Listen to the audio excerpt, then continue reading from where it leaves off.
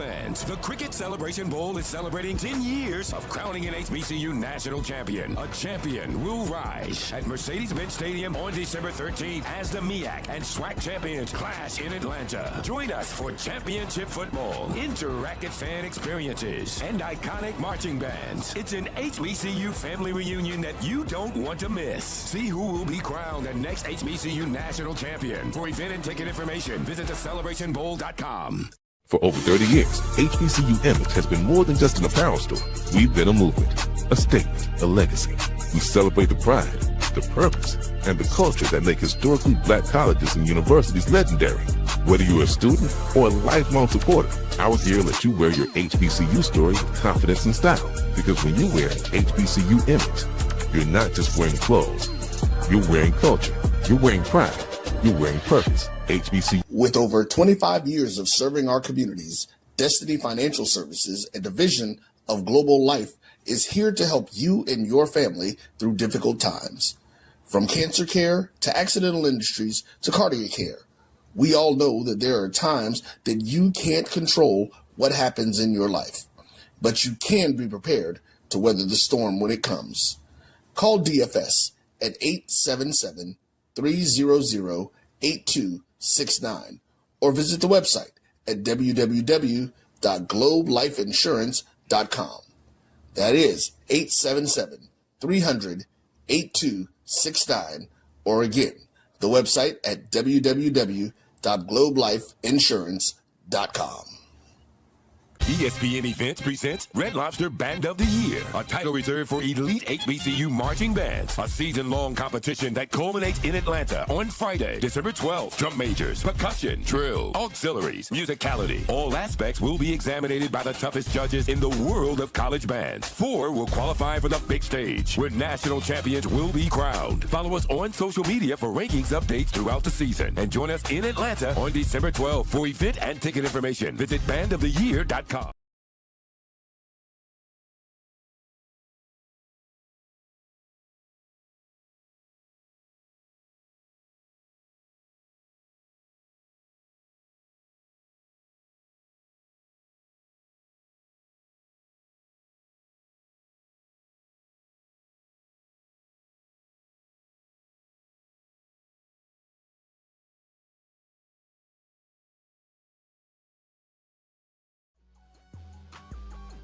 This is the Dean of the College of HBCU Sports, Kenyatta Cavill of Dr. Cavill's Inside the HBCU Sports Lab with Mike Washington and Charles Bishop.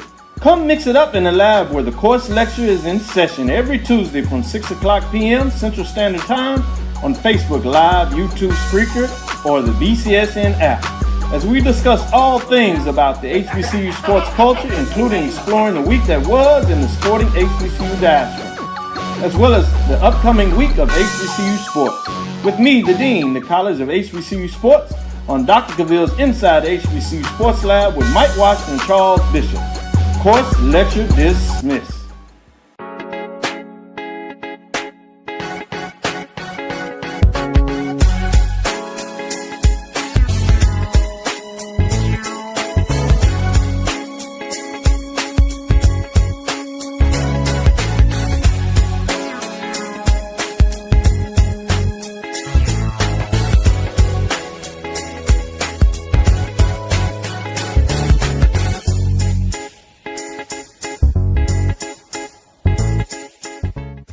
It's never too early to plant the seed, to share the tradition, and instill a sense of pride in your HBCU with your little ones.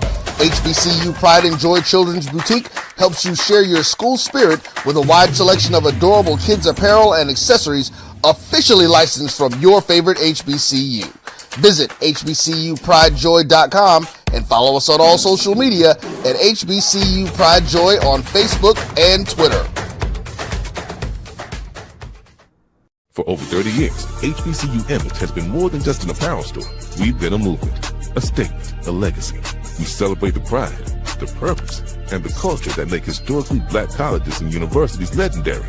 Whether you're a student or a lifelong supporter, our gear lets you wear your HBCU story with confidence and style. Because when you wear an HBCU Image, you're not just wearing clothes. You're wearing culture. You're wearing pride. You're wearing purpose. HBCU. football fans. The Cricket Celebration Bowl is celebrating 10 years of crowning an HBCU national champion. A champion will rise at Mercedes-Benz Stadium on December 13th as the MEAC and SWAC champions clash in Atlanta. Join us for championship football, interactive fan experiences, and iconic marching bands. It's an HBCU family reunion that you don't want to miss. See who will be crowned the next HBCU national champion. For event and ticket information, visit thecelebrationbowl.com.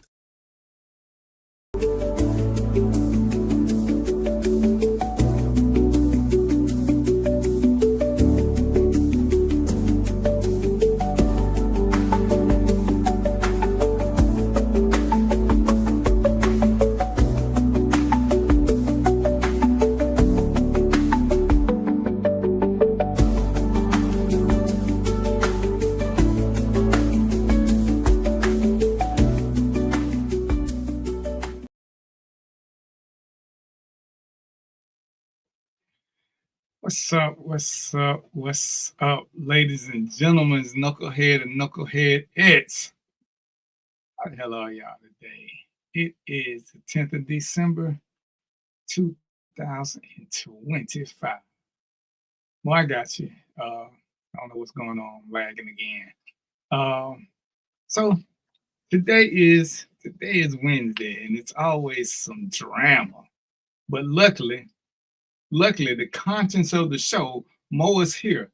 Hopefully he'll take his job a little bit more seriously than he did last week when he let things go way off the hook, because he's supposed to be the wise one. You know what I'm saying? He's supposed to keep everybody in check. But lately, he's been on some Doge shit. You know what I'm saying? I think he worked for Elon Musk. I think he's trying to get everybody up out of him. So I don't know what's really going on with him. So I'm gonna bring him on in a minute, but right now I ain't gonna let him defend himself. Let's see, my monologue, because I got quite a few things on my mind. Y'all been in my inbox. If I'm being honest, I don't care about 50 Cent. I don't care about Puffy. I don't care about none of them. And it's sad because I want to care, but it seems like we care more about how bad we are compared to them versus how bad we are, period. There is no them to compare to. A person that ain't shit ain't shit. Now, for those of y'all that know me, y'all know I'm not biblical. None of that stuff. And I don't believe all sins are created equal. You can't tell me that having sex with my neighbor or anybody I want to that's of legal age is the same as murder, is the same as raping kids. So all sins are created equal. To me, that's just the dumbest shit going. They're not. There's levels to this. That's why even in law they have misdemeanors and felonies. They're not all created the same. But it's like when we find somebody who does something heinous, we want to try to compare it to somebody else who got off. And I don't understand, because our comparisons, we're comparing apples to fucking cars. Oh, you happen to did this, so-and-so did this. What does that got to do with us? What does that got to do with us? And when you make the dumbass statement about how they all stick together, when you name these white people, when you name them, tell me who brought them down. Because I'm waiting for y'all to tell me somebody black brought them down. Because nobody black brought them down. Somebody white brought them down. So the whole they stick together thing is asinine. And if you follow the metrics, look at Roman Polanski. Look at Woody, whatever the dude's name is. He was a great actor once upon a time and a great writer. But when he ended up marrying his adopted child, the white folk cut him off. Just like that. Matt Lauer, when he did that shit, and he was the face of white America on Good Morning America, the white folk cut him off. He left the country. So when somebody black do something, the first thing we're gonna do is compare it to somebody else and try to make them out to be the same. I think Elvis was a pervert. But guess what Elvis did with his little girl that he got with? He married her. Like it or not, yes, she was young, and they can debate about when they started having sex, but he married her. You ain't heard nothing else about him other than he liked little girls. But guess what? When y'all keep talking about going back to the past, if you go back to the past, you'll find out that the elders were marrying little girls. They were of child-rearing age. That was what was going on. So when y'all pick parts of history that y'all want to duplicate, replicate, whatever the shit word is you use, I need for y'all to overstand in. I need for you to get it in. You keep wanting bits and pieces of it, but you don't want to put the work or the energy in to do the research behind what made this happen. How exactly did this work? So if you're going to come for me, I would advise you, don't come for me biblically, because clearly you ain't read the book. And your grandmama them lied to you. They lied to you about the white dude. They lied to you about what their book said. They lied. So don't come at me with the book with the 3 chapters that you read, because I read the 3 anti-chapters. So I know how to compute them. So before we go on to the show, I'm going to leave y'all with this thought. And then against you Christians, just don't come for me, because I'm going to stay with this. If I had a child and I told my wife to sacrifice our child like God did with his son, you would look at me crazy. So don't quote the Bible to me, because I can tell you what the Bible says happened and y'all want to run with it. But when I give you an example, then y'all want to, oh, no, that ain't what it meant. But everybody knows it said he sacrificed his only son. So I don't know how you can interpret that no other way. You got the whole thing with him on the cross, which is physiologically impossible. Ain't no nail gonna hold a human up, because nails ain't that strong. And bone and ligament ain't that strong. His weight would have pulled him off, but that's a whole reality show thing. So I'm gonna bring my 2 people on. Y'all already know Mark ain't gonna behave, so don't have no hope for him. And Mo, I don't know, if Mo got his check, maybe he gonna act right. And if he ain't got the check, then he might act like Mark. So I'm gonna bring Mark on first, so Mo can see what kind of mood we in. So he can either get his referee hat, or he can get his stun gun, or whatever it is he think he gonna need to control Mark. Because I'm gonna behave this show. I can't vouch for Mark. So what's up, Marky Mark? What up, man? How you doing today? Yeah, hey man, I'm good, man. And I think I'm ready to get into some shit. So I hope Mo is well rested. I do too, man. Mark, y'all here today. Mark, I'm finna good, because I was gonna drag you down this rabbit hole with me, brother. I'm finna jump down the rabbit hole with you. All right, so let me go on and bring Mo in, so he can say he can throw some Hail Marys up and do whatever it is he need to do. I see he got his pen and pad. He's shaking his head, but I don't know what that's supposed to mean. So welcome to the show, mediator extraordinaire. Don't put Mo in the middle. This ain't Moni in the middle. I ain't in the middle, man.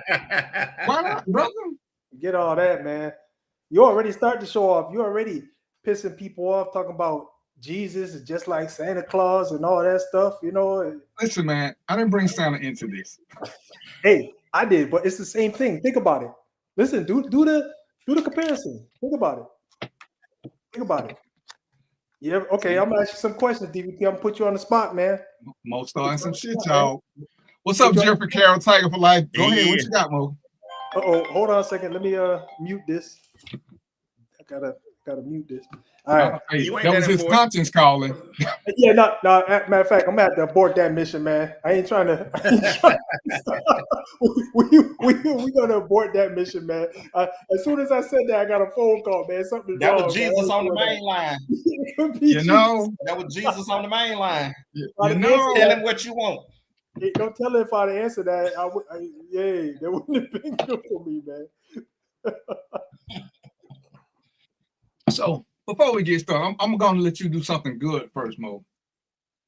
I'm gonna let you do something good so we can start the show off on a good note. We're gonna start with you and we're gonna end with you, because me and Mark on the 10th of December 2025, me and Mark ain't about shit. So I'm gonna put that out there, ladies and gentlemen. It's gonna be a relationship start. Yeah.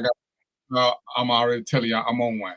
Mark is on one. Like I said, we dragging each other down this rabbit hole. Mo is our only hope for salvation, and he almost came down till he got that call. So hopefully he can stay focused.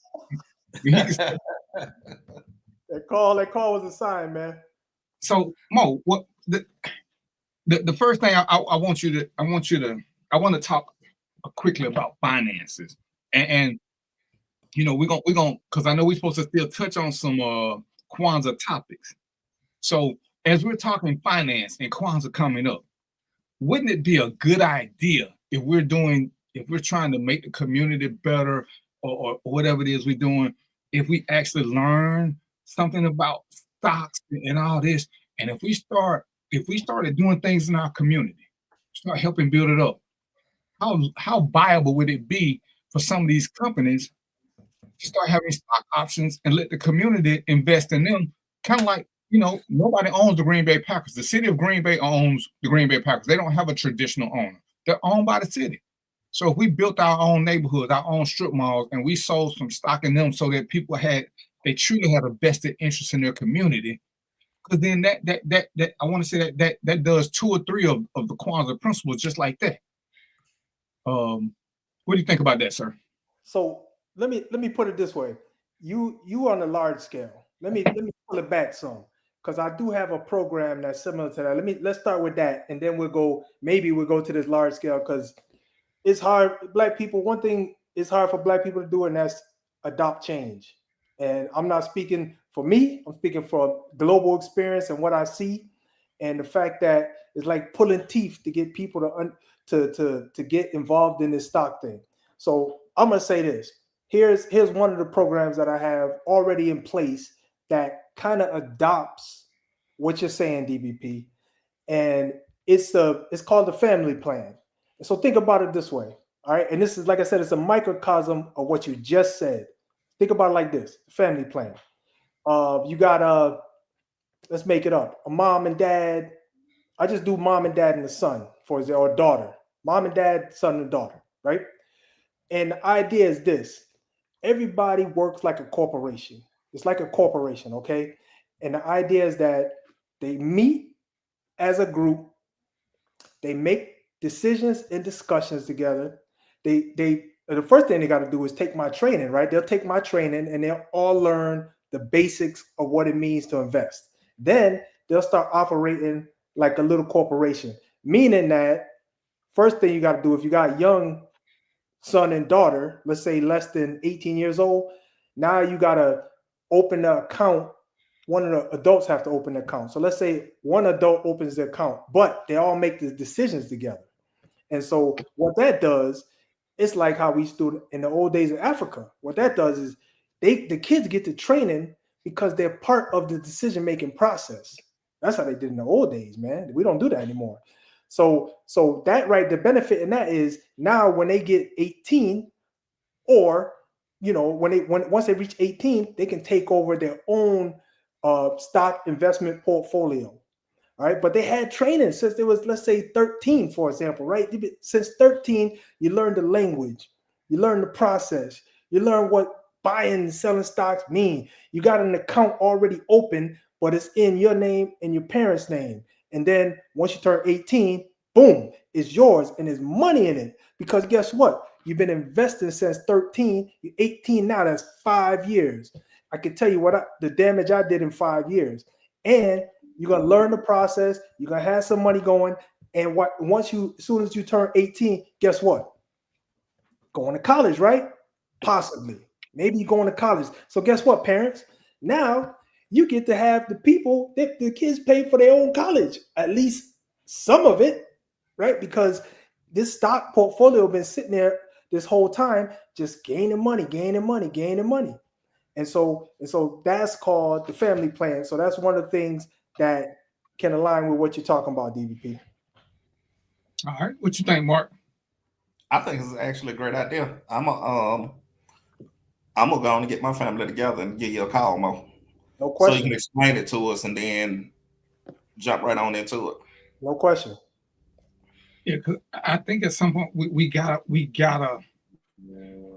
If we start individually and people start seeing it, I think once we do that, I think that'll go better than us trying to go so big. But I think we do have to start. To me, I didn't think it was that big, but I think if we start in our communities, the investments are a whole lot lower. And then as I want to say, at least one of the principles, I think two, but we're shopping in the community now because we have a vested interest in keep making our own money. It's like when you buy something, when you invest in something, you buy more of that product. So now we got money in our community. We keep money in our community. We're truly recycling the money in our community. What's up, Yolanda? And that's what we're doing. And like I say, if we start on a small scale, because to me, like I said, we got to figure out the players because we need a realtor. We need to figure out how the money's gonna work, and we're gonna get all that in. So DVP, let me comment on that because I didn't even answer your question because I had to start small scale because the large scale idea is the same idea, right? But it's going to take a lot more organization, and it's going to take so because you think about it, right? You got to get enough people together.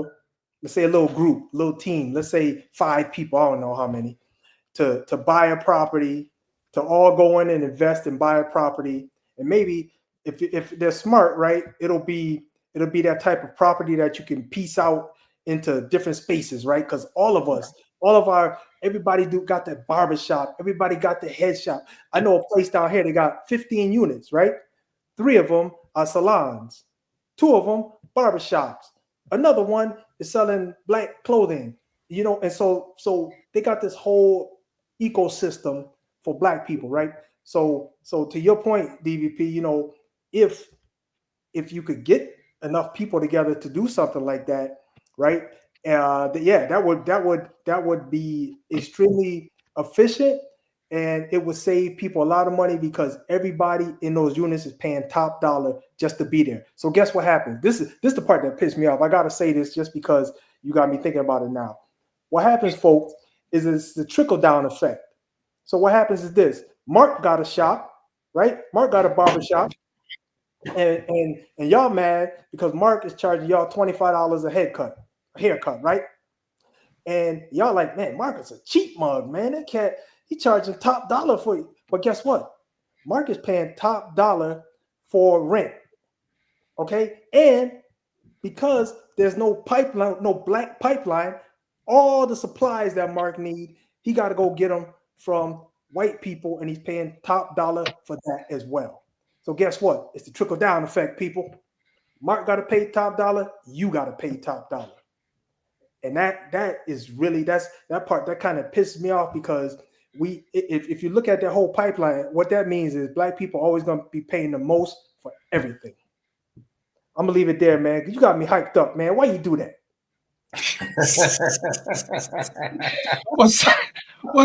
What's up, Taylor, man? Hey, man, I was trying to drag Mark down this hole, man. That's Mark's fault. I don't know where. Mark, why you do that? Hey, all that passion just came out of him. I felt it. See, hurry up and get my family together. You know what I'm saying? Hey, that was 10 toes down, wasn't it? I'm like, hey. I'm mad about it. Because I wish I paid $25 for a haircut. Whew. Yeah. Oh, no. Was that too? That's too low? Oh, that's cheap, man. I'm at $40. Oh my goodness. $40. Oh my God, dog. I know. I'm gonna cut it all off like y'all. Hey, Mark, I'm telling you, man. About $10 of that is going into your barber's pocket. The rest is overhead, man. So don't be mad at him. I ain't mad at him. I appreciate it. Yeah. I don't want to be bald like y'all.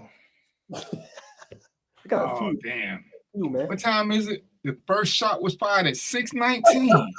The first shot was fired at 6:19. So, okay, but yeah, like I was trying to pull up the principles. Like I said, because I know it's one of them. I think it's 2 or 3. But because we said we was going to continue the KWANZAA principle on. So as we're trying to incorporate things, I really don't think it's that hard if we really try. And I don't think we got to try that hard. Like I say, if we do a little at a time, and somebody explains to us stock and stock options, how to go about doing this, how to go about doing that, so that we can make it where it's functional for everybody.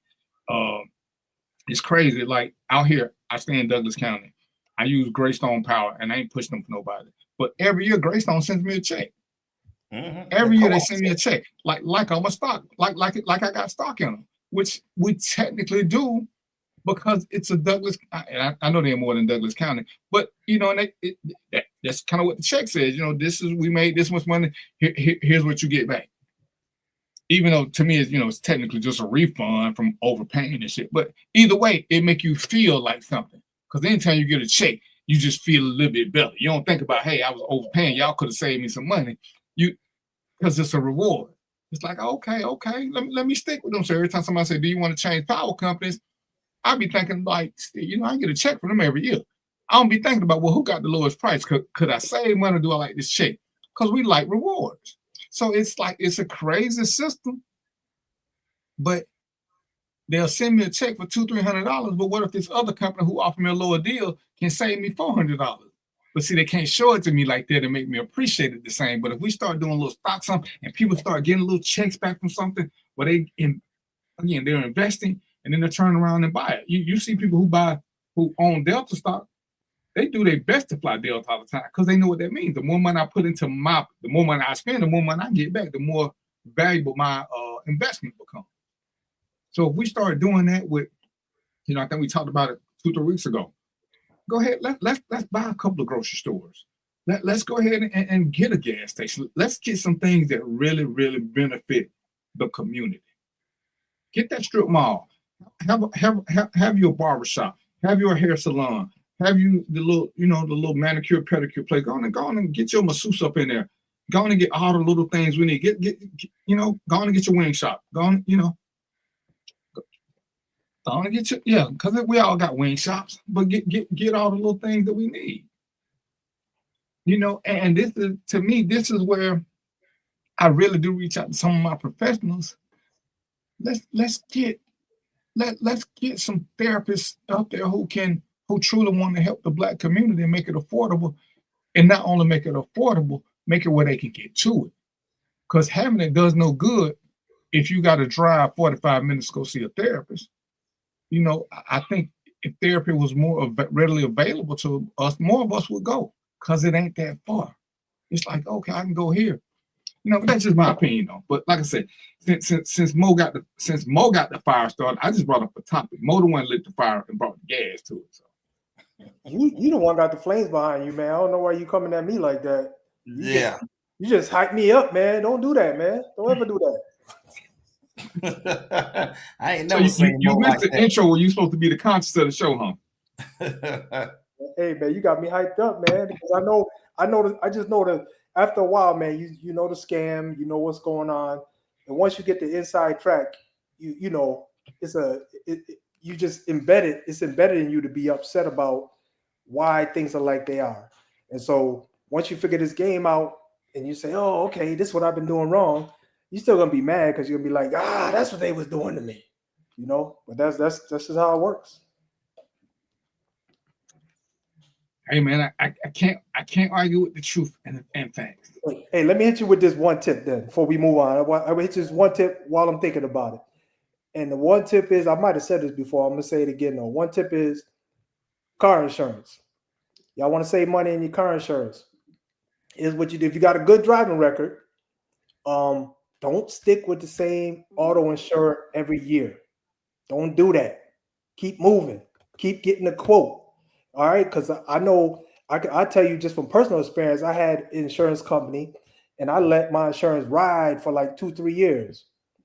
And then one day, out of nowhere, I was just like, hey, let me just give them a call, man. I see what I'm paying here. Let me just give them a call and see what's going on. So I called them just because my life experiences has taught me if you don't ask, they're not going to tell you. It don't matter where you are, in a doctor's office, wherever you are. If you don't ask, they're not going to tell you. Trust me, folks. So I called the insurance company and I said, hey, I want to see if I can get a better rate on my car. Man, don't you know they put me on hold for like 5 minutes. And when they came back, they said, yes, sir, we found, you've been with us for 5 years now. You haven't had any accidents. We can lower your rate by $200 a month. I'm like, what? I'm like, what? I said, how come nobody called to tell me that?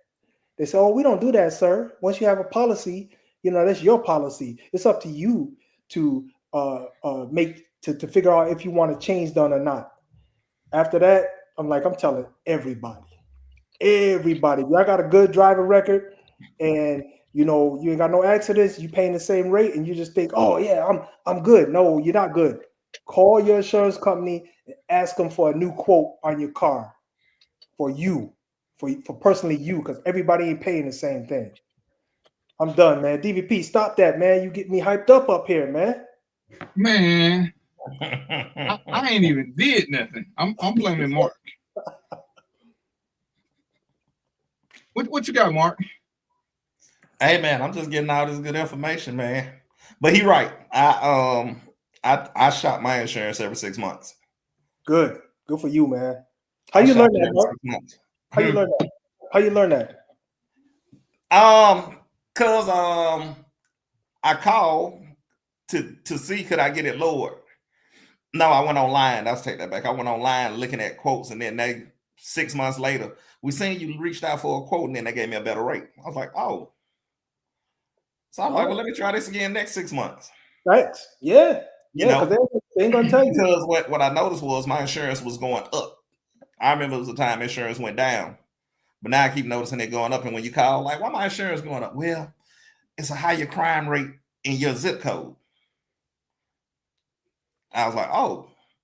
So what I thought I was going to go down, it just went back up. So I was like, yeah, so let me keep shopping around. So like I say, I shopped around. They reached out to me later because I didn't go with their company. And then they were like, oh, you get a better rate. I was like, oh, I ran with it. Yeah. And after that, I was like, you start contacting your own neighborhood. Mm-hmm. Yeah. Yeah, no, man. Up in my neighborhood, it just went up in my zip code. Yeah. Yeah, big business is like that, man. If you don't ask, they're not gonna tell you.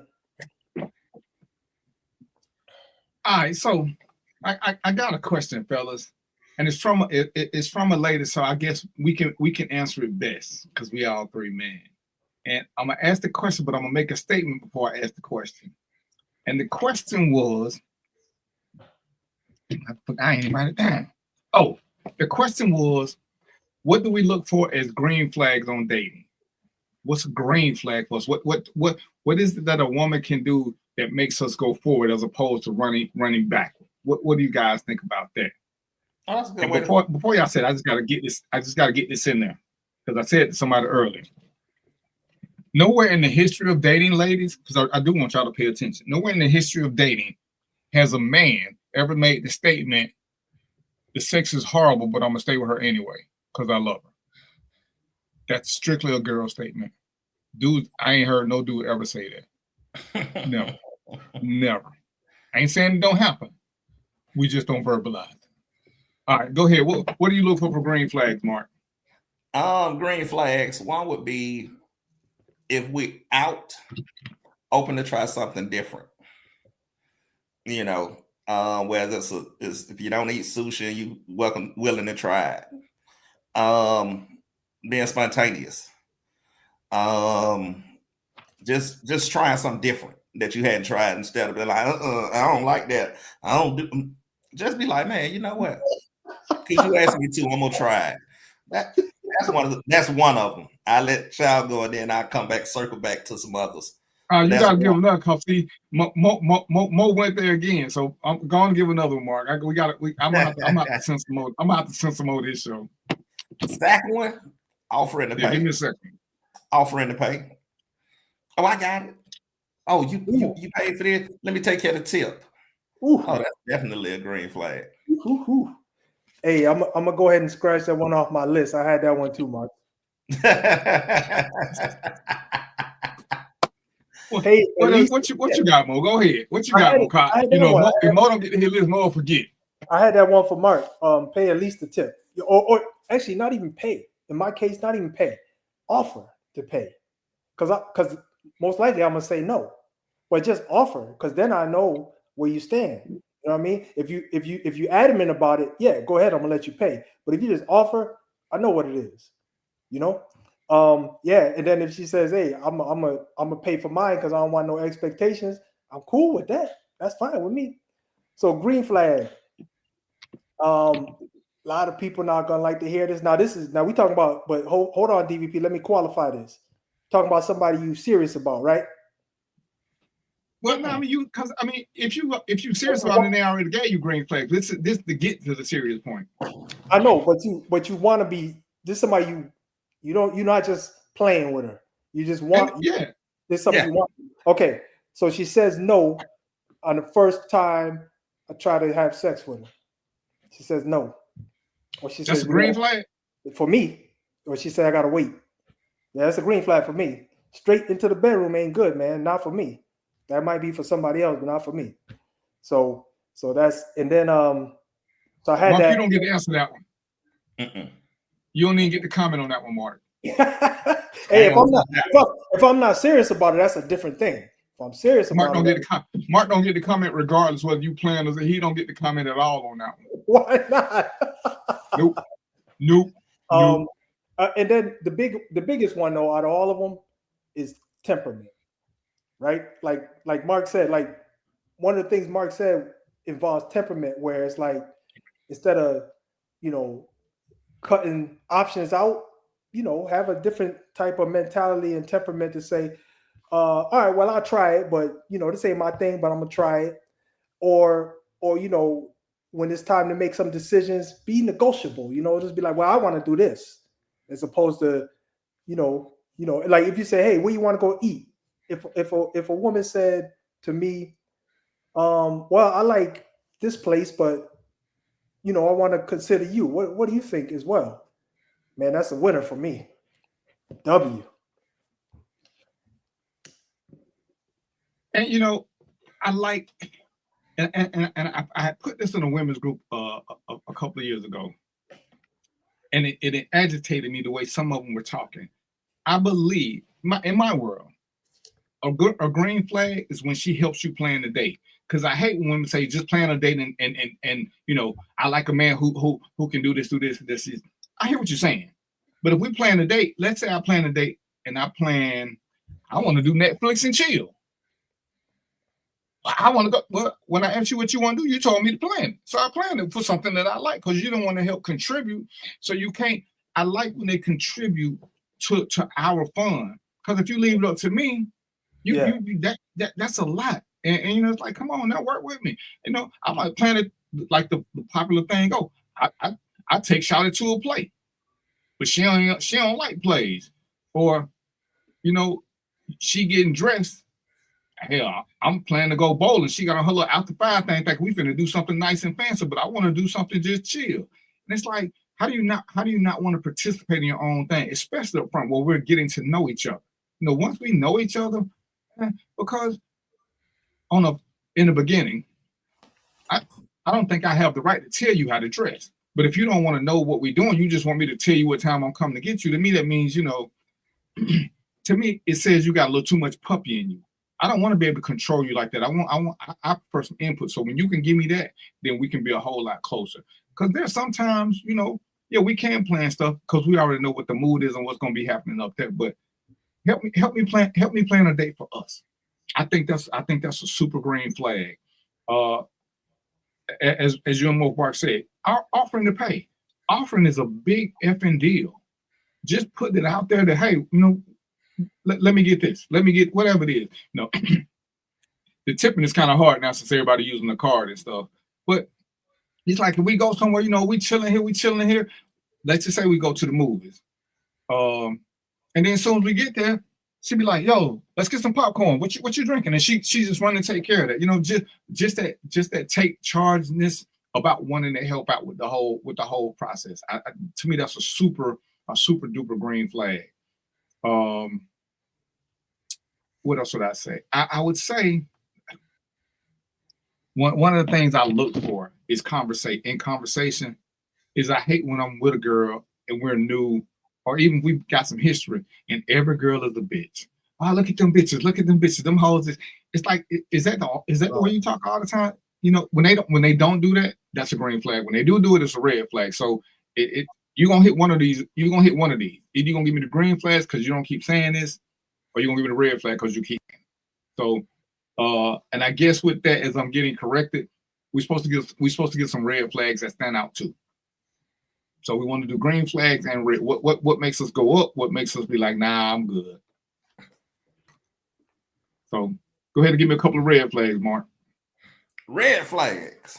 He ain't even have to look at the sheet of paper. He was like ready for that one. He got excited. Hey, cause it just happens. Red flag. You meet on Monday, and by Wednesday, oh, my rent late. Oh, I mean, I talked to you today, but Oh my My phone gonna be off tomorrow, so I guess I'll talk to you when it come back on. That broke in the beginning. Like, how are you not financially responsible when we meet? So that's definitely a red flag. And let me add something to that right quick. It's a super red flag when it's a common thing. I get if you had an emergency where you got you end up getting a flat tire, because a lot of people going paycheck to paycheck. If it's something unexpected, it's a little bit more acceptable. But when it's a regular, that phone bill due every month, you know these things are due every month. And but as Mark said, that we still talking about in the first week, it's totally unacceptable. I shouldn't know nothing about your financial struggles the first. I didn't know nothing about your financial struggles the first week or two. Mm-hmm. If we're just getting to know each other. Now, if we don't cross over to what we're trying to make it serious, as Mo was saying, then yeah, if I'm your dude, I do want to know some of these things, but I still want to know how you spending your money. So red flag to me is not being able to control your money. I'm sorry. Go ahead, Mark. Finish yours. Oh, no, that's a good one. You just tagged along with it. That's definitely one. 2, no ambition, no drive, no goals. You in a situation and you just stuck and you just content being there, but you constantly complaining about it.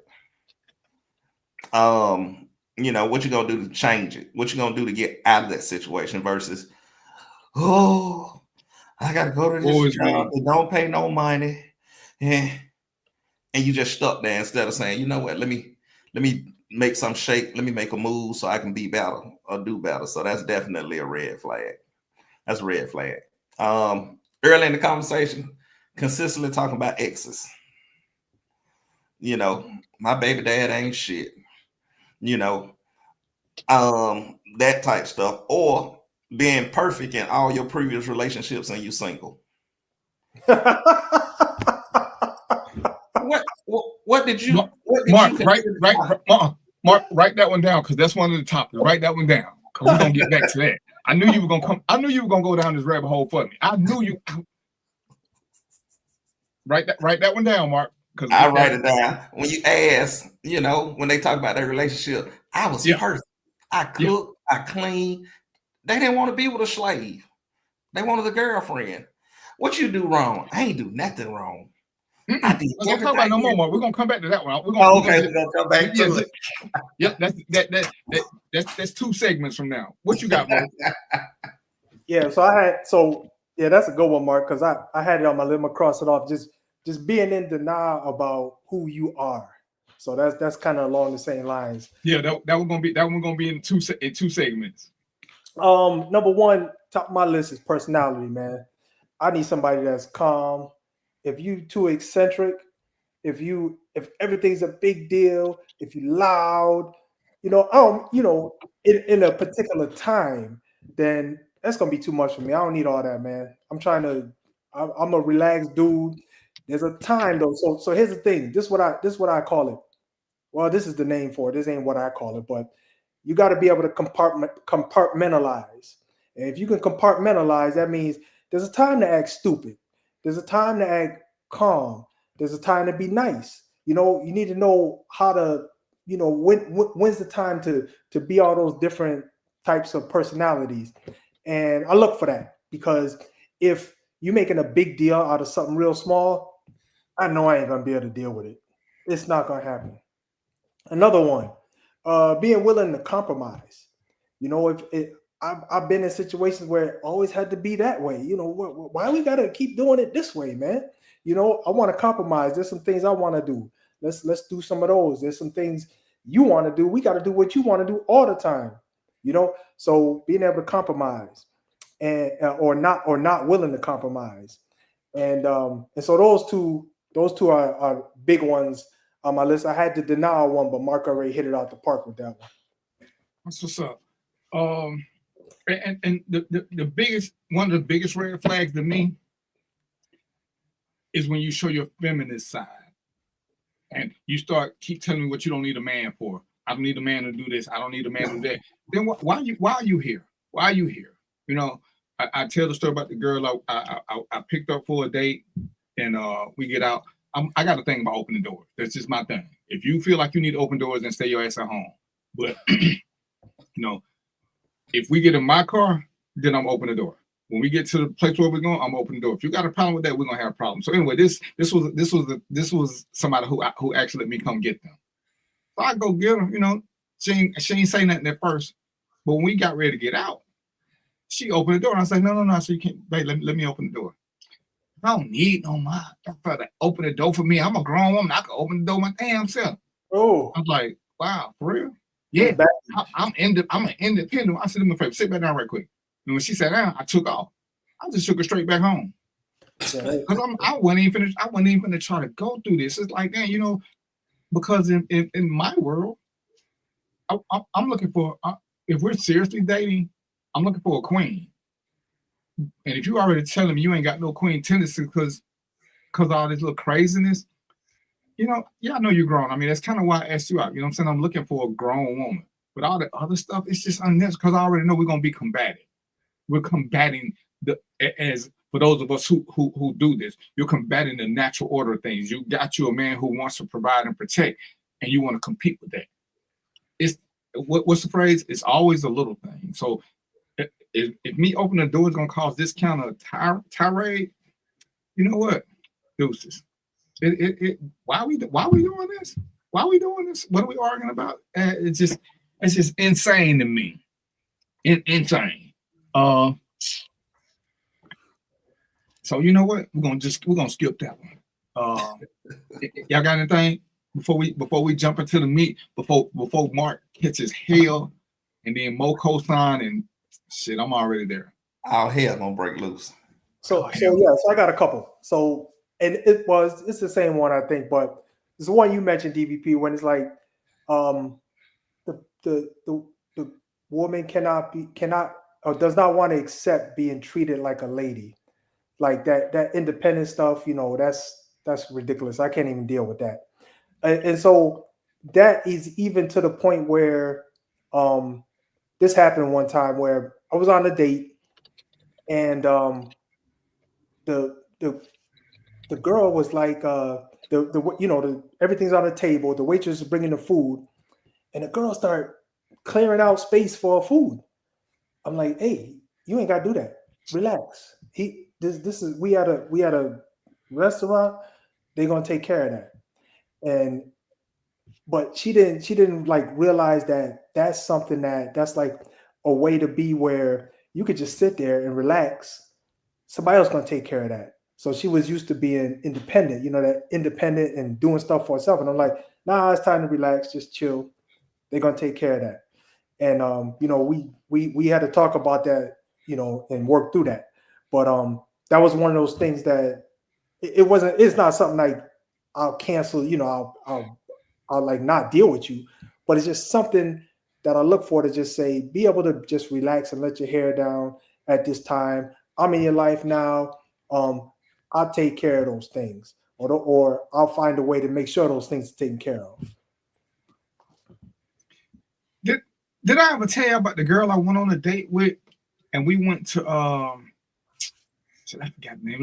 It was over by South Lake Mall, and she was just ordering stuff. Oh, she ordered this and ordered that. I'm like, damn. I mean, she ain't sending nothing back. She's ordering stuff, and I was like, you know what? I mean, if it ain't good, say something. You know, send it back so we can do this. And she looked me dead in my eye. Dead in my eye. I'm a soldier now. You know what I'm saying? I'm a soldier. I'm in the Air Force. And she said, I just want to see what you was gonna pay for. Ooh. What? I mean, I see sucker stamped on your forehead. What? And, you know, and I was wrong. I was dead wrong. But Mark can feel my pain. I went to the restroom because you know how the restaurants was back in the day, and then I walked out. Yeah. You weren't wrong. You know, I was like, you really got the heart to look me in my face and tell me you just ordering food to see what I'm gonna pay for? For real? That's crazy. Did she beat you later? She called my mom. My mama paged because you know this back in the days of pages. My mama paged me. My mama beat me. Are you saying beat with a T or beat with a P? Beeper. Beep. B-E-E-P. Yeah. No, she called my mama. My mama paged me and say, she's like, where you at? I said, I'm on 85. She's like, where your date? I said, as far as I know, she at the restaurant. She said you went to the bathroom and she ain't seen you. I said, well, I'm on my way home, Ma. She said, what happened? I said, Mom, she ordered food. She looked me in my face and told me she was ordering to see what I was going to pay for.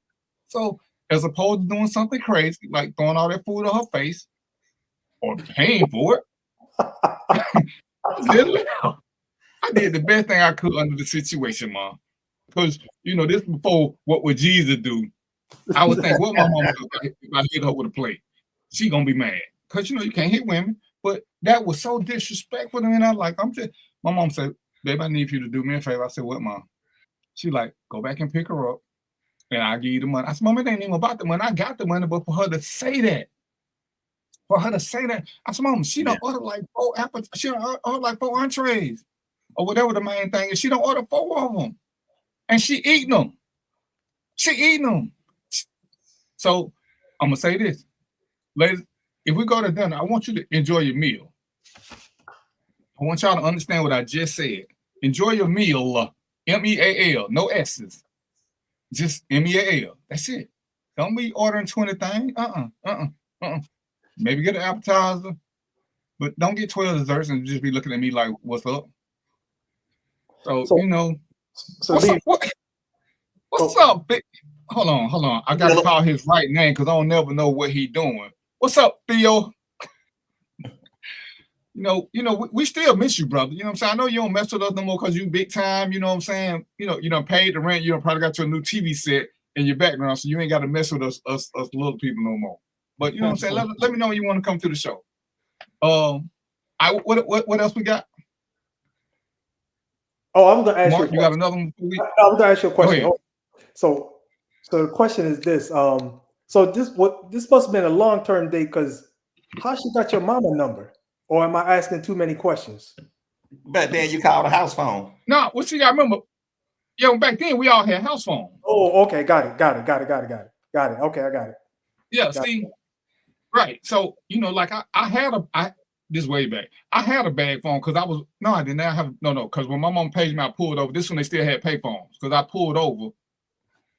Or did I have one of them bag phones? I may have a bag phone, but you don't call about them the bag phones until after 7.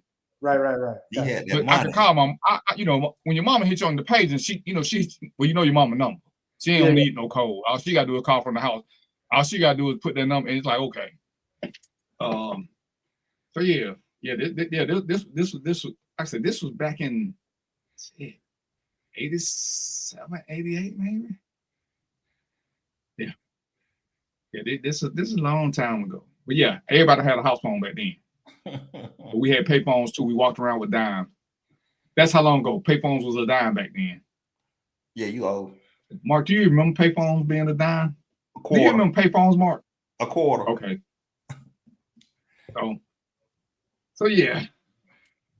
All right, let's go. Let's go ahead and jump. What time? It's 6:40.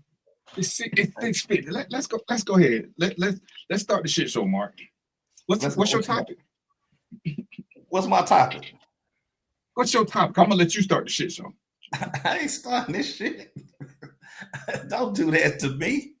Because I was. You said you was here for. I was all for these red flags and green flags. 1, 2, 3 red light. I'm all for it. All right, so now we on the big topic. Go ahead. Let's talk about this then, because I think for the last 5 years, I've been trying to figure out. I know DVP don't know. He done said it 1,000 times, so maybe Mo know.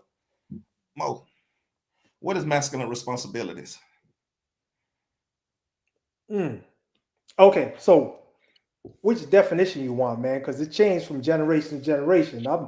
If I'm answering, am I answering for 2025? Well, let me give you a scenario, and then maybe you can answer the question. All right, because it changes, man. So go ahead. I need a man. I ain't said I don't know. I need a man to come into my life and take care of these masculine responsibilities, so I can walk in my femininity. Okay, if you ask, so if somebody say that, I guess what you're asking me is what I'm thinking that I need to do. Yeah. Is that what you're saying? Yeah. Well, first of all, I don't even like that statement. Number one, I don't even like that. Shit don't make sense. No, I don't even like that statement, man, because because if I'm getting into a partnership, I'm saying, so I have to go into my own philosophy, man, before I can't even answer your question, Mark. You want me to do that? Yeah, go ahead. All right, so this is my philosophy on relationships. Everything in relationship is 50-50. What I mean by that? What I mean by that is sometimes I'm going to cook. Sometimes my lady going to take out the trash. Sometimes I'm going to babysit. Sometimes my lady going to handle the bills and whatever. So it's a 50-50 relationship in the sense that we all share the same responsibilities. It's not like a big partition in the middle. I got a set of responsibilities and she got a set of responsibilities. However, I do have certain things that I'm going to keep doing until I can't do them no more. For example, I take it upon myself, take care of the trash, right? That's one of the things I do just because I have the capability. I've been doing it. It's something I do. But if my wife wanted to take out trash, I ain't gonna have no big deal about it. You know what I'm saying? But that's something I do. In terms of cooking, either one of us can cook because we know how to do it. Either one of us know how to cook. You know, my wife just happened to cook better than me, so I'm letting her handle that. But on the times where, let's say she's sick or she don't feel like doing it, then I'll cook. I'll do it. So my thing is this: the way I run relationships is like this. It's a shared responsibility. There's no designated things that people do, except I cannot have a baby. I tried. I can't have a baby. So that's not up to me to have a baby. I can help with the process, but I can't have one. So there's certain things that women have to do, certain things men have to do. Then all the other stuff is, in terms of as far as I'm concerned, a shared responsibility. And the person with the best skill set to do that thing is the one that does it. I'll stop right there. And I'm gonna say this is where y'all got to have a conversation, because what do they consider that? Because and we did this before you came, Mark, but all of us may look differently at what a male responsibility is, because as much as we like to say it, all men are not hunters, all men are not protectors, all men are not providers. So what is it that she's looking for? Because they need to be kind of in tune, because that way everybody can assume a role that they're familiar and comfortable with. Ladies can't. All men aren't aggressive. All men are not leaders. So if that's what she's looking for, if that's what takes her out of femininity, she needs to find the right man to feel that, not any man, because all of us are not created equal. We got all these crazy titles: alphas, betas, doms, and Buddhists, and all this other things. So when that's said, there should have been a conversation, because it's a co-op, it's a company. How are we running this company? What are you bringing to the company? What am I bringing to the company? I got financial skills. You got these skills. So we have to make this company work. Or because sex is a bigger part, but people don't want to accept the fact that relationship is a business, and the reason that relationships fail is the same reason businesses fail. Everybody not doing their part. But if we haven't had a discussion about what our part is, Mo talking about what he can do, what his partner can do. Some roles they can switch up, some they can't. Mo's famous thing, it's funny to me, he remembers it, but I always tell him, one of my wives was a better shot than me, and somebody bring in the house, I need her to take that shot. She's a much better shot than me. My ego, and I'm the best fighter, I'm the protector and the provider, but if there's got to be a shot taken, she need to take the shot. Nothing to say, oh, you the man, you should take the shot. And Mo was like, man, I ain't that good like that. And I was like, yeah, because if I'm the leader, and that's all I'm saying, I'm supposed to make the best decision, not the most masculine decision, not the ones that feed my ego. What's the best decision for the relationship? What's the best decision for this situation? Mo used cooking. Well, I can't cook, so that ain't in there. But let's just say I'm using Mo again. Mo cooks a great pasta. His girl cooks a great steak. Well, who cook depend on what they want to eat now. They want steak, do they want pasta? If they want pasta, then clearly it should be Mo. If they want steak, clearly it should be his partner. And these are the decisions that you got to make when they make these statements. But it requires, to me, when you hear that statement, it requires a conversation. But let's talk about the strengths and weaknesses that we got. And it went to something else that we had talked about earlier that you're scared of now, Mark. The biggest part about being in this relationship is we all have to know what our weaknesses are too.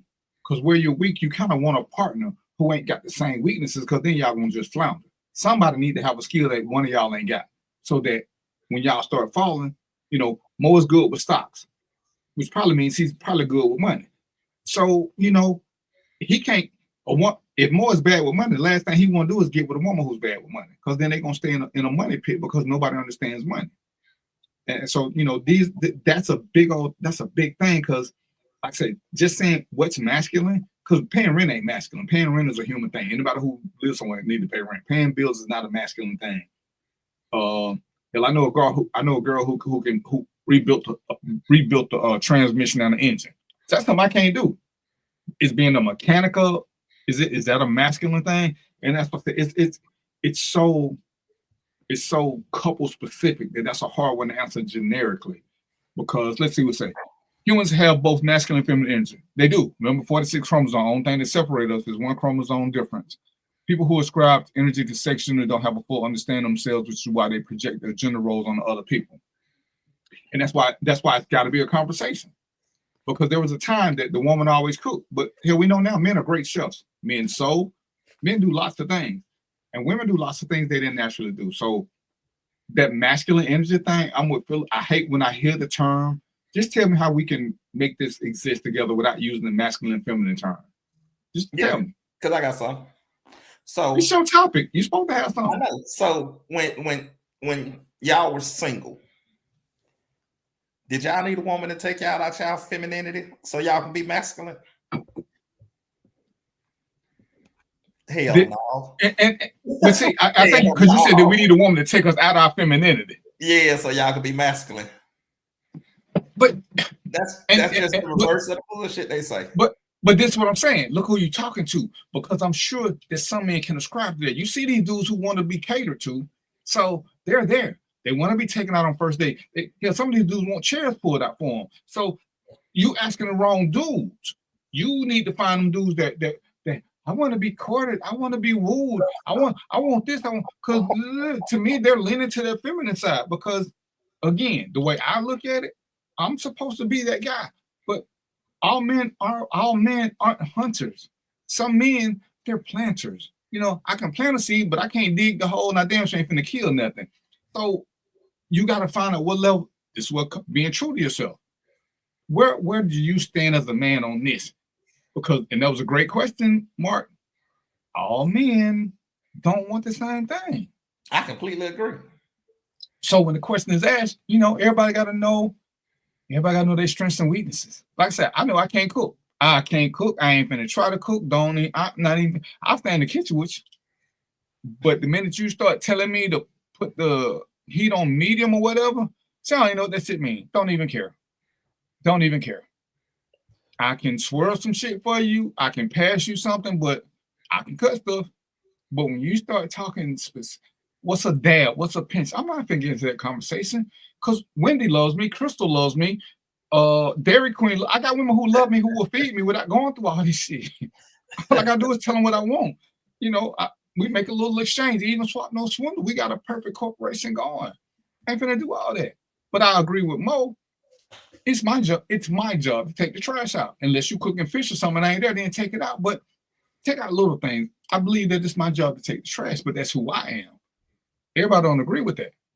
I believe I should change the light bulb. I believe I'm responsible for most of the maintenance, whether I do it or whether I get it done. I believe that's my responsibility.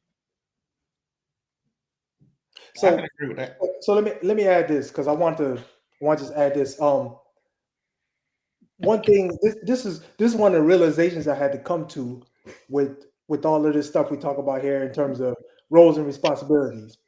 And the way I came to where I am today, the way I rationalize it is, I had to think of it this way. Before I met this lady, who was doing all of the quote unquote masculine stuff she needed done in her life? Right? Who was doing it? Right? Let's say she lived by herself and she had trash to take out. Who was doing that? She was doing it. So I mean, women weren't living in a cave before you met her. You know what I mean? So they're not living in the cave before you meet them. So that do certain things is the same things that you can do, but it just depends on how you want to parse up your relationship to where you want to end up. So I can tell you, I enjoy, being in charge of the trash.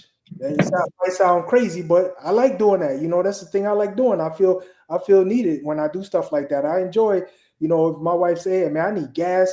My brakes are squeaking. Can you take my car down to the mechanic?" I enjoy doing that. I do that. That's what I do. But it ain't like she can't drive down there and get it done as well. So I think it just comes down to, customizing, like DVP said, customize your relationship for you. That's what it really comes down to. Honestly speaking, when I hear that term, I think that's just a broke ass woman that wants some man to come in and pay her bills. And it just sounds good saying it that way. Which term? I need a man that take all this masculine responsibility off of me. You just want to sound like you just want somebody to come in and pay your bills, so you don't have to be a truly responsible adult anymore. Because in all my years of living, I ain't never been in my femininity and needed a woman to take me out of it so I can be masculine, whatever the hell that is. But I think a lot of that is the circle we keep, though. When you hang around, sometimes we elevate by changing our circle. When you don't change your circle, and because I was actually arguing with somebody about this. When you stay in the same bottom rung of the circle, there's a constant men versus women war. Constant, because they ain't seen better. Because I know lots of guys who ain't even gonna play with the phrase that they want a woman. They need a woman because we need each other. What we need is a good woman. What these grown ass women, they need a good man. This whole I ain't ain't none of us happy by ourselves. None of us. Even if we playing the field. Guess what? We still playing the field with something that we need. It ain't a want. It's a need, because without contact, we falter. So when you change your circle, you don't look at it as a whole man versus woman war. When you change your circle, there is no what do you bring to the table. It's what do we bring to the table. This is what I can do. This is what I think you can do. Or we sit down and we compare and see how we mesh. And then we can make an informed decision, because it's still a business decision. Yeah, emotions get involved. And that's how a lot of people end up in bad relationships, because it's too emotional. When I tell people, write down your preferences and priorities. If you write them down, your priorities, and priorities are things that they gotta have. If you stick to that list, you'll stop letting your preferences win in valuable moments, because sometimes your preferences winning out, they ain't got shit that you need, but you got caught up in the chemistry of it all. You got caught up in the sex appeal of it all. But sex appeal, even love, won't sustain a relationship. You got to have communication and understand. What up, Robert? You got to have communication and understand. Without it, because what do you go back to? It's like the whole friendship thing. Everybody say they want to date their friend. And, I hate, as you said, I hate when women say, I want to date my best friend, because to me, that's disrespectful to my best friend. Because, Mark, you got a best friend? Yes. How long y'all been knowing each other? The oldest probably 30, the next probably about 25. Okay. Mo, you got a best friend? No. Okay. I got best friends. I'm with you, Mark, 20, 30 years. No. There is no way that some woman can come in 6-7 months and be my best friend. That's disrespectful to the people who don't put time and energy in. Right. So I hate when they say, because if you ain't got a best friend at my age, you know what that is? That's a flag. How do you not have a best friend at 40 plus years old? That's a flag. I'm sorry, it ain't even a flag, but I take right that. It's a full-fledged stop sign. It's a full-fledged stop sign when you ain't got no best friend at 40 plus years old. What about 50 plus? If you at 40 and you ain't got one, everything above that. So it's like, yeah, I want to date my friend. I want to date my friend, and I want my partner to be a good friend. But my best friend, to me, that's asking too much, because now I'm lying to somebody. Because when this process starts, and gentlemen, work with me on this, because I'm sure y'all done been with women who got mad at you. I'm sure y'all done got mad at other women. Now, when you get mad at your lover or your lover get mad at you, they'll block you, they'll stop talking to you or something like that. When you and your friends have a fight and argue, do you ever block your friend? Nope. Nope. And you may stop talking to them for a couple of days, even a week or two. But if they call, you're going to answer, ain't you? Yep. But when you mad at your lover, you ain't answering. It's like, motherfucker. And that's why, to me, it's important to have a friendship so that when y'all go through this, because everybody going to have I know some of y'all say y'all never argue. I don't know what the hell y'all in. But when y'all have a dispute or a voice raising debate, if y'all just lovers, I guarantee that call ain't being answered for 2-3 days. But if y'all friends, the call can still be answered because you got a base to fall back on. The base is the friendship, not love. Because we know what's the opposite of love? Hate. That's the only two emotions y'all got is lovers, but at friends, there's a happy middle ground. Because we all disagree with our friends. Hell, Mark, because he's from Atlanta, Mark done probably fought his best friends at least once or twice because that's part of the friendship. We fought, we made up. Hell, both of my best friends, we had some knockdown dragouts. And when it was over with, after 20 minutes, I don't think neither one of us ever apologized, but we went back to talking like the shit didn't happen. But you need a friendship in a true relationship, in my opinion. Yeah, I agree. But to insinuate best friend, except for Mo, because Mo ain't never had one, so he got a position open. Wait. You asked a different question. I said I ain't got one now. I had some. I ain't got one now. Go ahead. You ain't supposed to fire your best friends, Mo. Huh? Did you fire them? No, man. Glory. Why you think it was me? They went on to glory. Y'all know me. That's the only other excuse, Mark. I'm trying not to go there.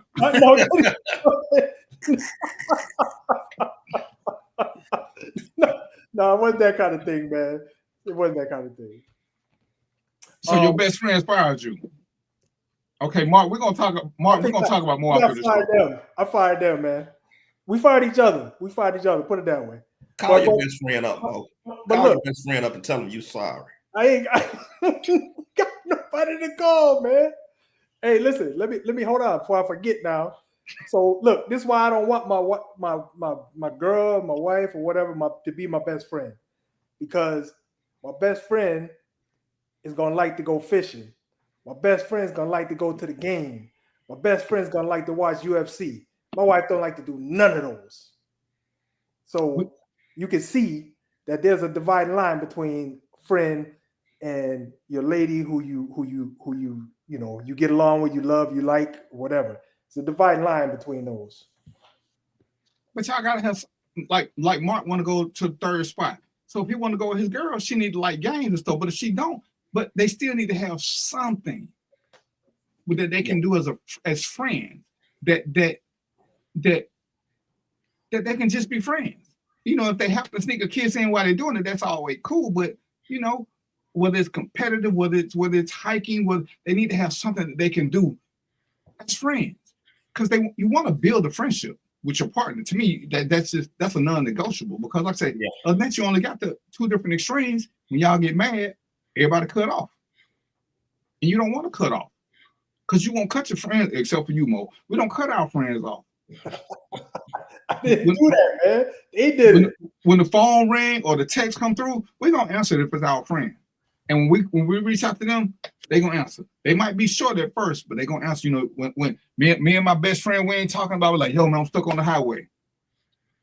Shoot the text. I'll be there in 15. We might not still be talking. They might come get me, drive me to the place, get a tie. They might not say a word to me, but they're going to be there. After that, to me, that's just too much pressure to put on a lover to be your best friend, because you disrespecting the people that earn the right to be your best friend. Unless y'all got married at 18 and y'all 50, 60 years old now, then your wife can be your best friend, because y'all don't know nothing but each other. I mean, that's my take on that. Yeah, agree with that. Yeah. So Mo, I'll be your best friend next year. Let me see. 2025. No, man, that's 2026. That slot's taken already, man. I'm gonna be your best friend. Thanks, man, but it's already taken, man. We're gonna be like Bert and Ernie. You Joe best friend, Mark. Man, y'all done ran my buddy off. but it don't even come back. I don't know what his friend, but you His need wife to said be in Wait, that. hold on, Mark. He was good till you went to visit him. He showed up at every show till you went to visit him, man. Now his wife don't want him playing with us no more because of you. Word on the street, DVP fired him. Mo, what happened again, Mo? What happened, Mo? I'm done with it. Go ahead, man. Mark went to Chicago. That's the last we seen of Joe. I need to reach out to Colin here. He might not even be living right now. I need to reach out to him. As a matter of fact, that's what I'm gonna shoot him a text doing the show. I need to check on that brother because he used to be here, Mark. Yeah. So you went to Chicago. So Mo ain't gonna ask you to come to Arizona. No. That's out. He got jealous the same way Diddy got jealous of Biggie and Tupac. DVP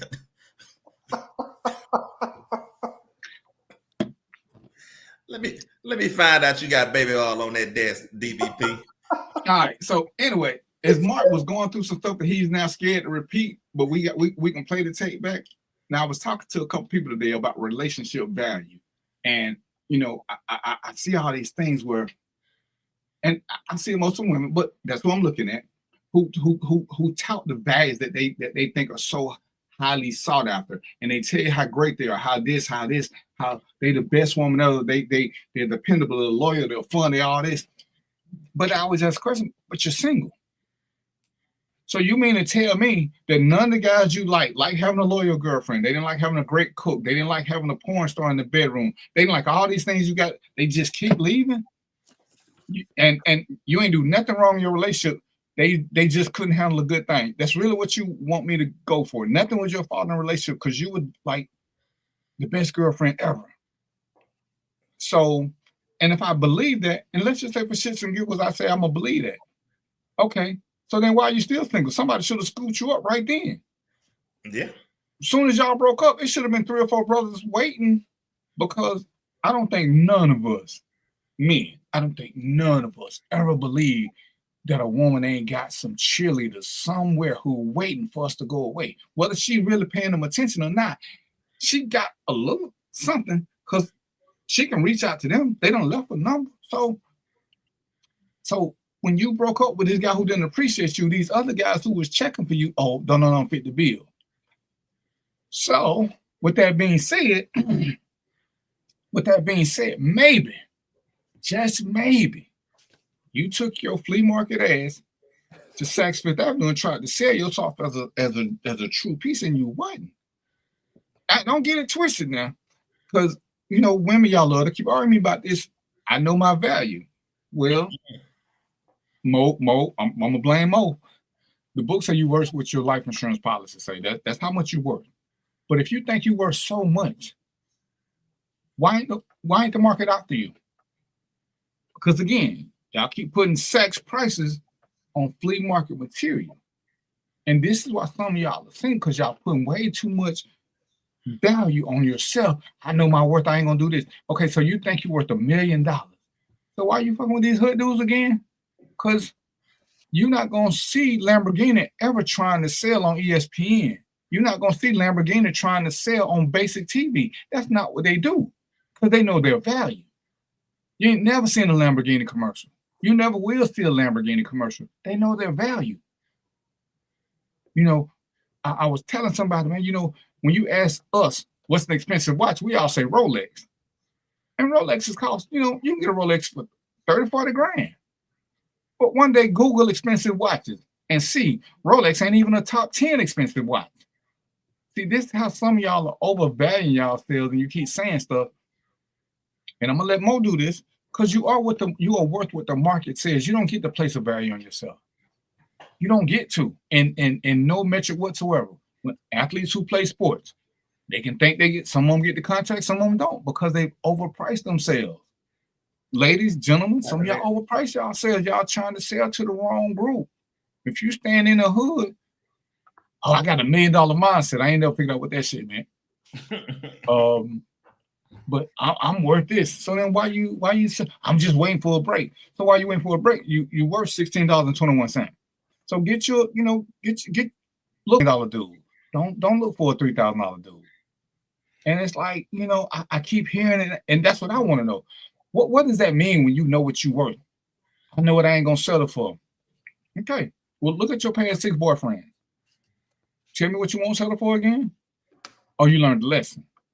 So now you got all these qualities that don't nobody want, but you're a great woman. Because I guarantee all 3 of us have heard about this great woman and all these qualities she brings. And at least 3 of us fucked around and tried it. And we were like, mm-mm. The receipt says this, but this is not what you gave me. This is not what you gave me. You were cute. You did 2 of the 12 things you said you did. 6 of them you did, but they weren't even good. So, See, that's the thing. Women definitely don't know. They know their value. They know their worth. They don't know their value and their worth in the dating market. They don't grasp the concept that all the things that you think make you great, a lot of men don't even care about it. So they come out here saying, oh, if I get a dude at this level, blue collar dude, then I'm settling. No, you're on your level. They think this knight in shining armor finna come and sweep them off their feet, pay all their bills, and they just sit at home and chill. That's rare when you over 40. It's rare. It happens, but it's rare. They got to understand that the dating pool, as they get older, it gets smaller. Because as they get older, more people are dying. So the people in your age bracket and older are dying. So the people on your level, they're no longer, it's not as many as it was when you was in your 20s. In your 20s, you can go up to your 40s and 50s and date. Once you get to your 50s, you're trying to date 60, 40 to 60, because once you get over 70, they about to die. So but even if they don't die, remember the market is still replacing other people, because now it's every year another group becoming eligible. Now they're 23-year-olds, 24. Now they're eligible. Now these 20-year-olds are 21. They're eligible. So you're getting more competition. Forget that. There's just more competition. Yeah. So when they come out here saying, and it's bad that people tell them, if I say, damn, she fat, oh, you body shaming. But if she say, you short, oh, it's normal. She got a preference. No damn preference. It's body shaming. I just don't prefer a fat chick, and she don't prefer a short one. It's preference. That's it. It's not body shaming, but they don't know their value. So they like you say, they overvalue themselves. They're thinking that I need a man with a 6-pack, 6 feet, 6 figures, and you sitting around here looking like a sweet potato, driving a Nissan Altima, making $16 an hour, but you swear you need this 666. It don't work like that. or you think you're worthy of that, and that's the issue. You're not.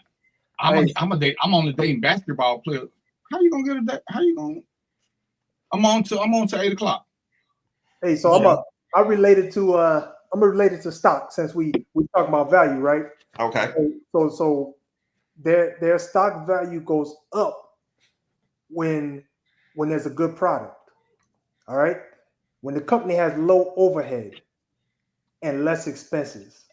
So if you put that into people language, when's your value go up? Your value goes up between 18 and 30. That's when everybody's value is going up the most, right? Low overhead. Man, people get in these spaces where they want everything, right? I need that Cadillac. I need that purse. I need this. I need that. If you're doing that, you need to be single. You got to be on your own, because a lot of us brothers, even if we got it, we ain't trying to roll like that. And less expenses. I need to go on cruises. I need to do this. I need that house. I need that. So one of the smartest things I heard was, and this goes for men too, but a person needs to find a level at which that they can live, and that's what they need to look for in a mate. The same level. Now, if you living in the projects, you need to meet a project dude. Don't be trying to, you could find somebody outside that space, but don't act indignant like somebody owe you that. You know what I mean? So just keep it in perspective. That's all. And using that analogy, And I'm gonna stick to what he said, because one of the things I'm learning is that a lot of people do need to date at their financial level. Because what happens is sometimes you step up too far and then you feel like everybody acting funny around you. No, that's just the way they act. You're not used to it. So you want them, you're the super minority, to be accommodating to you. That's not what they do. But if you stay in your lane, you can Happy. dope dealers. You know why dope dealers stay in the hood? Because in the hood, they're kings. If they try to go somewhere else, they ain't making enough money in these other places where true kings at. So dope dealers refuse to move up because where they are, they're seen they're seen as apex. So sometimes, ladies and gentlemen, you got to stay in your lane where you at. You don't want to make that move from Bankhead to Buckhead. Everything is a little bit different up there. It's way different. It's way different. You got to talk different. You got to act different. You got to dress different. See, in Bankhead, we can wear champion. We can wear them pro wings. You can't do that up in Buckhead. You can't, because now you stand out and everybody looking at you funny, like, why are they looking at me like that? Because they know you don't belong. And when we keep saying we're worth something, but you don't really have anything to substantiate that, slowly change your circle and see how the other side live. Because sometimes you don't even want to be associated with them because some of them are a little too stuffy, too snooty. And if we're keeping it real, you can't be you. You got to be somebody else because you don't mess with what they're doing. And this is a lot of times we fail to accept, men and women both. Because I heard women say, "Oh, I ain't intimidated by no woman. I can go anywhere." No, you can't, bro. No, you can't. No, you can't. Where you gonna take Oprah? Where you gonna take her? You gonna take her to the Waffle House? You gonna take her to Silver Fox? Where you gonna take her? Man, she gonna. It sounds cute. It sounds cute. But if we're being honest, every now and then somebody is out our league. It's okay to admit that and keep moving. It's okay. No. Yeah. Hey, so I got a good example of that and this was just me being I'll say young and naive, but so I met this girl. This was when I was in high school, and this taught me the same lesson where I was totally classed out, but I didn't even know it. But yeah, she was like a real upper class type of girl, and so on the first time I met her, I said, why don't you come by my house and we hang out for a little while. And I was from the hood, man, during this time, so I got no excuses except to say I wasn't cultured. She came by the house. We sat in the living room. The lights were out. The TV was on. It was dark, and we just sat there. We didn't even talk. And I took her home after that, right? Man, the next day she wouldn't even talk. She was talking to me. She said, "That's not for me, this and that." And I couldn't figure out what I did wrong. And then as I got older and I learned things, because nobody taught me this stuff, I had to figure out women and girls on trial and error, which is not the way to go, gentlemen. If y'all listening, don't do that. Talk to some experienced folks and learn what you should do, how to do it, and then apply it for you. But in any case, yeah, man, I botched that. I messed that all up. But I figured out that is not how you're supposed to have a date, man. You don't bring some woman into a dark room and don't talk and watch TV. It was ridiculous. But in any case, yeah, I learned the difference between you gotta date at your class level. You really do. What if you aspire to have more while living in the projects? Should you not try to position yourself around better valued people? Greatness. Absolutely. But you can't overvalue yourself while you're trying to get to where they are. Yeah, they gotta accept you. You gotta start we all from the hood. We're all, well, I don't know where I'm from, but me and Mark, we from the hood. Hood, baby. Deep hood. So we do well in the hood, but as much as hood as I was, as cultured as I became in Alfredo, I was totally uncomfortable. I got the suit on, I looked the part, I'm speaking the Queen's English. I ain't like them. I'm not like them. I seen some really beautiful women. When they start talking to me, I realized I'm not like them. This is not my level. I looked the part. I smelled the part. I can handle myself anywhere. Y'all carry a conversation anywhere. Can I live amongst them day in and day out? No. You know, they drink funny, they talk funny, they smoke funny. This ain't it. So I gotta accept the fact that I ain't saying they better than me, but they're different from me. I'm not at their level. They leveled up. I can call them whatever I want to. Oh, they snooted. That mean they leveling up. I ain't there. And I can't sit there and say, oh, I deserve one of them. I deserve MC Light. I ain't at her level. And I don't know, she might be a little hood. But one of the things we got to do, and I always keep saying it, yeah, sometimes you got to leave your circle to see if it fits you or not. But why do some people come back to the hood after they leave? They realize it wasn't for them. They went in thinking that they was going to be a lion or lioness, and they end up being prey because these people live a whole lot differently. And we're placing this unrealistic value on ourselves without we got no practice, no nothing. All of us went to high school. All of us knew somebody in high school who was one hell of a basketball player, don't we?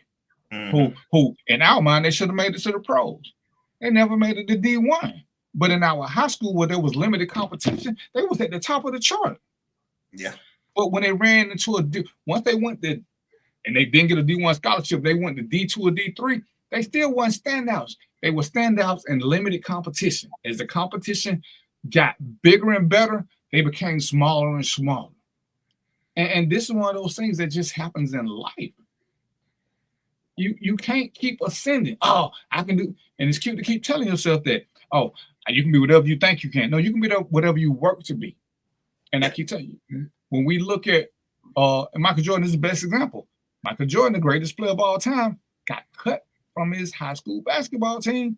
He had to work harder. Everybody ain't built for that hard work. We just want stuff given to us because we say. Tell your kids they can do whatever they want to. No, they can't. If your kid think he want to be a tree, I'm telling you, your kid can't be a fucking tree. He can't. I don't care how much he want to be one. But we got to stop promoting foolishness in order to build fake confidence. Because then when that confidence fails them, look at the world we're in now. We can't say nothing to hurt nobody's feelings. We can't keep it real with them because we got to keep promoting positivity. Well, sometimes you got to let that go. And, you know, sometimes you can't be as great as you want to be because you're not putting in the work. You don't have the knowledge or the base because you ain't learned nothing. So you can keep trying to talk yourself up, but you're not there. You're not. And we got to accept that. Just, hey, I get in where I fit in. All right, we're gonna welcome Robert Stafford to the show. I thought he was gonna bring somebody else to have another viewpoint. He got them trophies in the background. I hope he ain't got no pigs and trophies in the background. What's up, Rob? Brothers, what's going on, man? What's up? I'm good. Hey, hold on. First of all, say thank you, Rob. Rob, say thank you. Hold on, I'm trying to see if the thing kind of like skipping. Thank you for what? Say what? What you want me to say thank you for? Thank you for bringing me up. Because I ain't slashed your tires like I was supposed to 2 weeks ago. Don't act like you forgot. Oh, appreciate it, then. You would have got the wrong ties, man. No, sir. No, sir. You just slapped the wrong person ties. Hey, I was gonna bust the window out while you was in there. What you got, bro? What you got? What's going on, Mark and Mo? What's going on, what man? Up? How y'all what doing, up, Rob? You know what I'm saying? I removed the writing from Mo face, man. Yeah, what you got? What you got to say? Mo need, man. Who your tech guy is? There you go, Mo.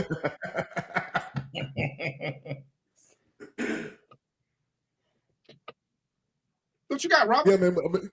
Yeah, man. Jen, I had Jen listen to it, man. She was giggling listening to y'all, man. Especially when Mo mentioned the part about he ain't got no friends and she don't want to go to the ball game or fishing with him and all that. She said that just tickled her right there.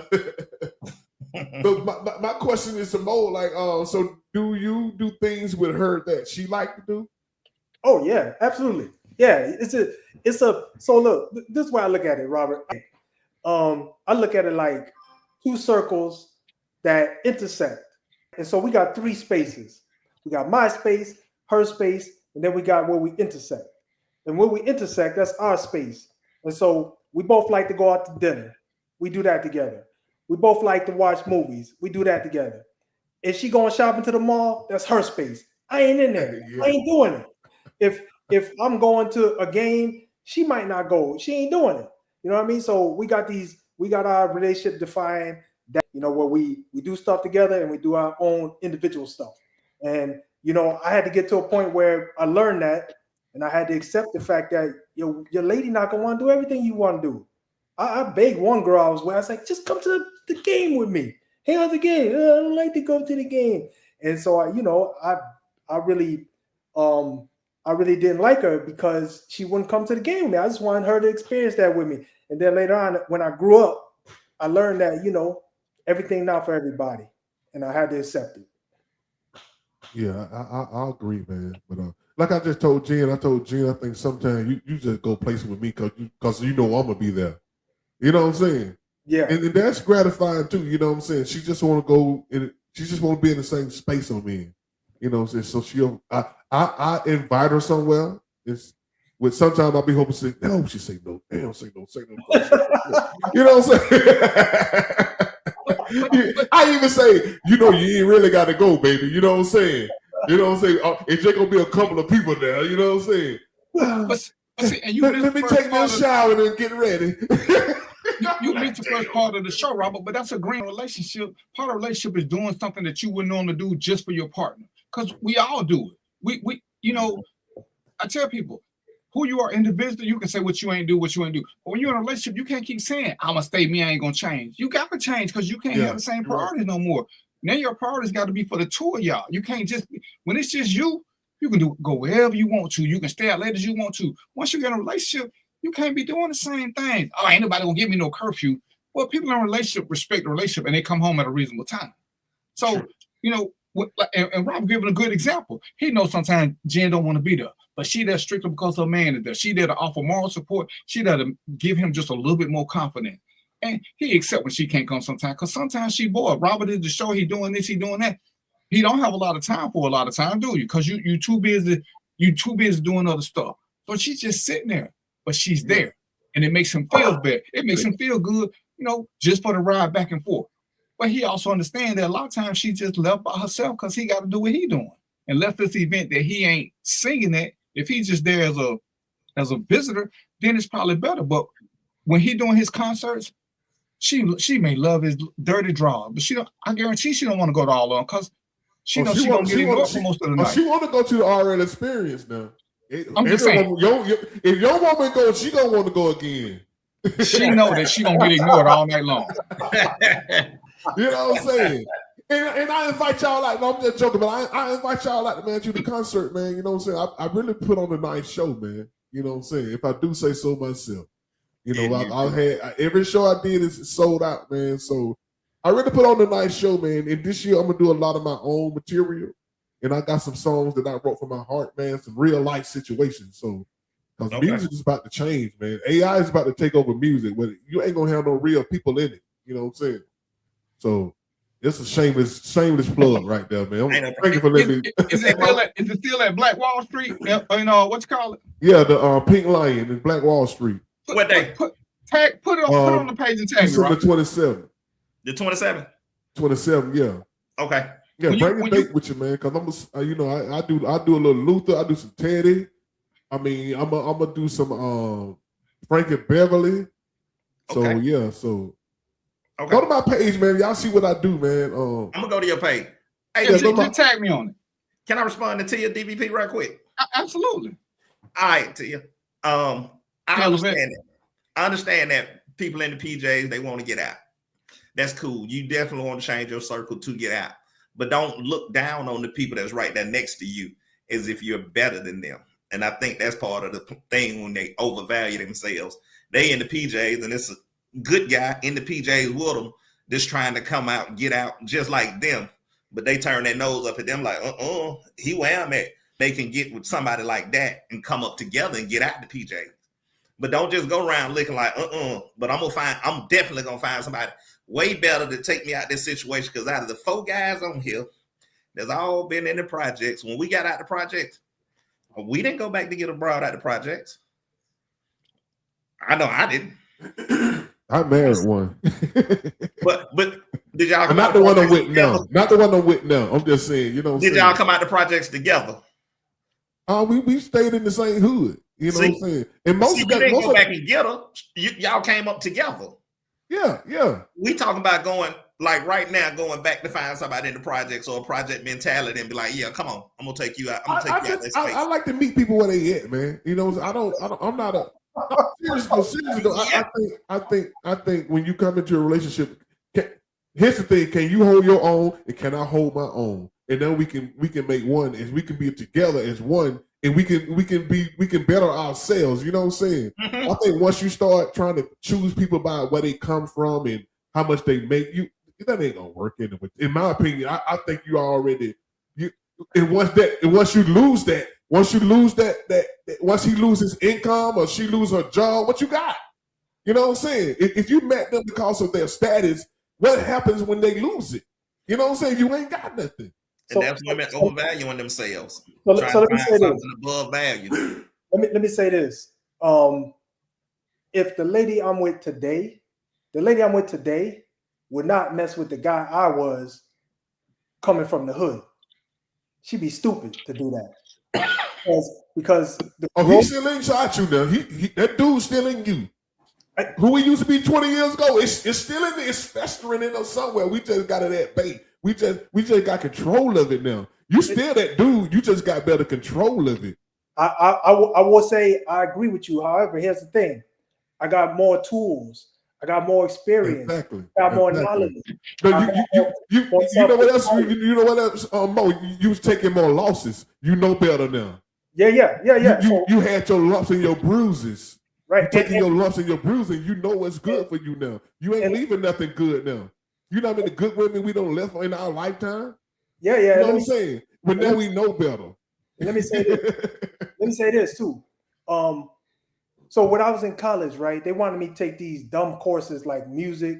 In my experience, just because I'm not going into music. So for me, it was a dumb course. They wanted me to take music, English, all this other stuff, right? And so later in life, I was like, hey, man, why do I have to take all that? They say, well, we want you to have a full scope of the college experience and your breadth and depth. We need you to be well-rounded. And so that's the same thing I'll say about me as a person today. I'm much more well-rounded than when I was before. So if one of those girls came to me now who's not well-rounded, I ain't dealing with her. Not happening. And vice versa. It makes sense. I shut it down. I was reading that comment from the but remember now, who we were, even though a bit of that may still be in us, we progress and we grow. I mean, who we were in the second grade ain't who we are now. So who I was in the projects is not who I am now, because I'm not in survival mode all the time. So yeah, can I go back to that? Yeah, if I hit survival mode, but that's not where I am. So that is not who I am. We all are who our circumstances made us. Everything we went through made us who we are. Some of us rose up to the occasion, some of us didn't. But just because it ain't where you from, it's where you at. Because we got control of all that. You know, the little rambunctious kids where we couldn't control ourselves. We're not that no more because we elevated. Well, most of us, some of us still do that. So yeah, just because you came from something, and like what Mo said, for his wife to go back to who he was, but understand, she's in a different place now, because chances are, if she was who she was 20 years ago, this Mo wouldn't deal with her, because we've grown and elevated. So yeah, we're picking different. Fellas, when we was in our 20s, did we care if she had a library card? Did we care if she spoke good English? We cared about a couple of things, and that was it. We didn't care if she was on the dean's list or getting out of juvenile detention. As long as she fit a certain description. As we got older, all those little things that were never important became a little bit more important, because we elevated, we changed who we are. That's why when we go back to the hood and we see our partners still chasing 15 and 16-year-old girls, we frown on them, because they never grew up, because they didn't accept the challenge to elevate. They wanted to stay where they were, and they never risked it. They never risked it. All of us have risked something to get out. We risked failure, and we probably failed once or twice. but we didn't let that define us. Back then, we were because we thought that's all we could be until we changed our circumstances and saw better. One of the greatest things about Atlanta, you can see Black people doing great shit everywhere. You don't see that in a lot of places. So a lot of Blacks in other places don't have what we have, where you can just be downtown and walk into a superstar and ain't nobody chasing them, ain't nobody taking, because it's normal. But you go to somebody, I mean, and more in Arizona, I ain't never been to Arizona, but can Kyler Murray just walk around Arizona and everybody act like it ain't nothing? I mean, he'll screw up now, so he might be able to. But when he first came, he probably couldn't do that. No. Because that ain't the norm up there. So when Black people seeing, it's like, ooh, but down here, Kyler Murray would have been, Michael Vick could walk around here and people wasn't just going to be jumping. Because this Atlanta. So your circumstances dictate how you start doing life. That is true.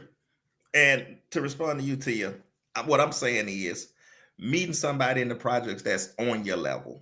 Y'all are right there together with plans and ambitions to come out of the projects together.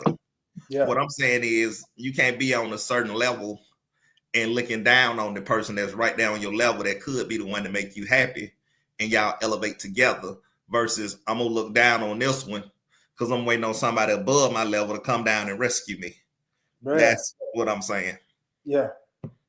Because I remember when I was I was struggling through school, man. I had student loans, man. I was struggling through school. I had like a couple of jobs and everything, you know. And so when I met somebody, I wanted somebody. So I'm on my way, right? That's how I looked at it. Look, I'm doing something. I'm actively pursuing a degree so I can get myself out of the situation I'm in. I need to look for a woman doing the same thing or somebody that's already there, not too far ahead, because then in my case, I'll be outclassed, right? I need somebody that's actively working towards it or just got it. Because then for me, I'm like, hey, I'm just about there. And then, you know, just to make sure we're aligned, you know, in purpose and where we headed. And so that's how I did it. And a lot of times, you know, this is one of the things that we fail to accept sometimes, is that once you start growing, sometimes you can get with a partner who is either not growing as fast as you or just don't want to. And, you know, we try to hold on to stuff, but, you know, we coming up together, they hit a plateau and they like it, but we still want more and more and more. Now, what do you do with this person? And a lot of times people won't accept that, you know, you can still love them, but if y'all ain't growing together, then are they bringing you down because they keep you down? Because I'm content where I am. And you got to find somebody, as we talked about earlier with this masculine feminine thing, you got to find somebody who's content with just getting out the hood. They ain't trying to get no more. I mean, even though the economy is what it is, it's like, you know, you ask, hey, you got a passport. I look at people different who don't have a passport because you ain't even trying to go nowhere. That's what you're telling me. You're not even trying.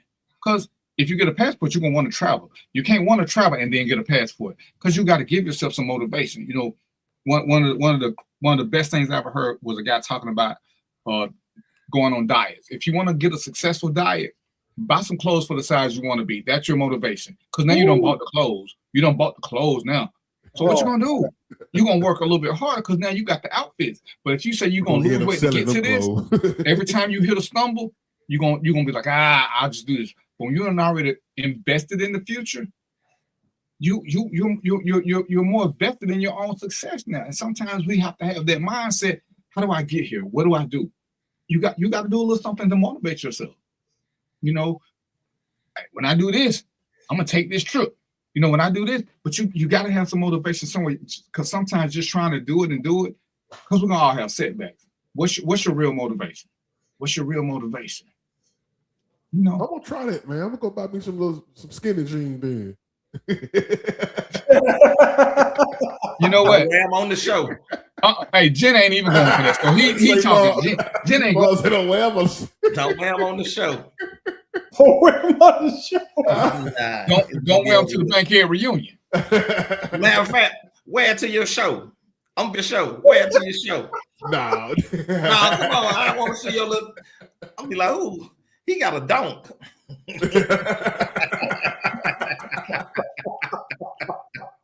You know, Look at it. He snatched. in 2026, I'm gonna know some upstanding fellas. That's my goal. That's my resolution. In 2026, I'm gonna know some upstanding fellas. Robert, tell us about your show right quick, brother.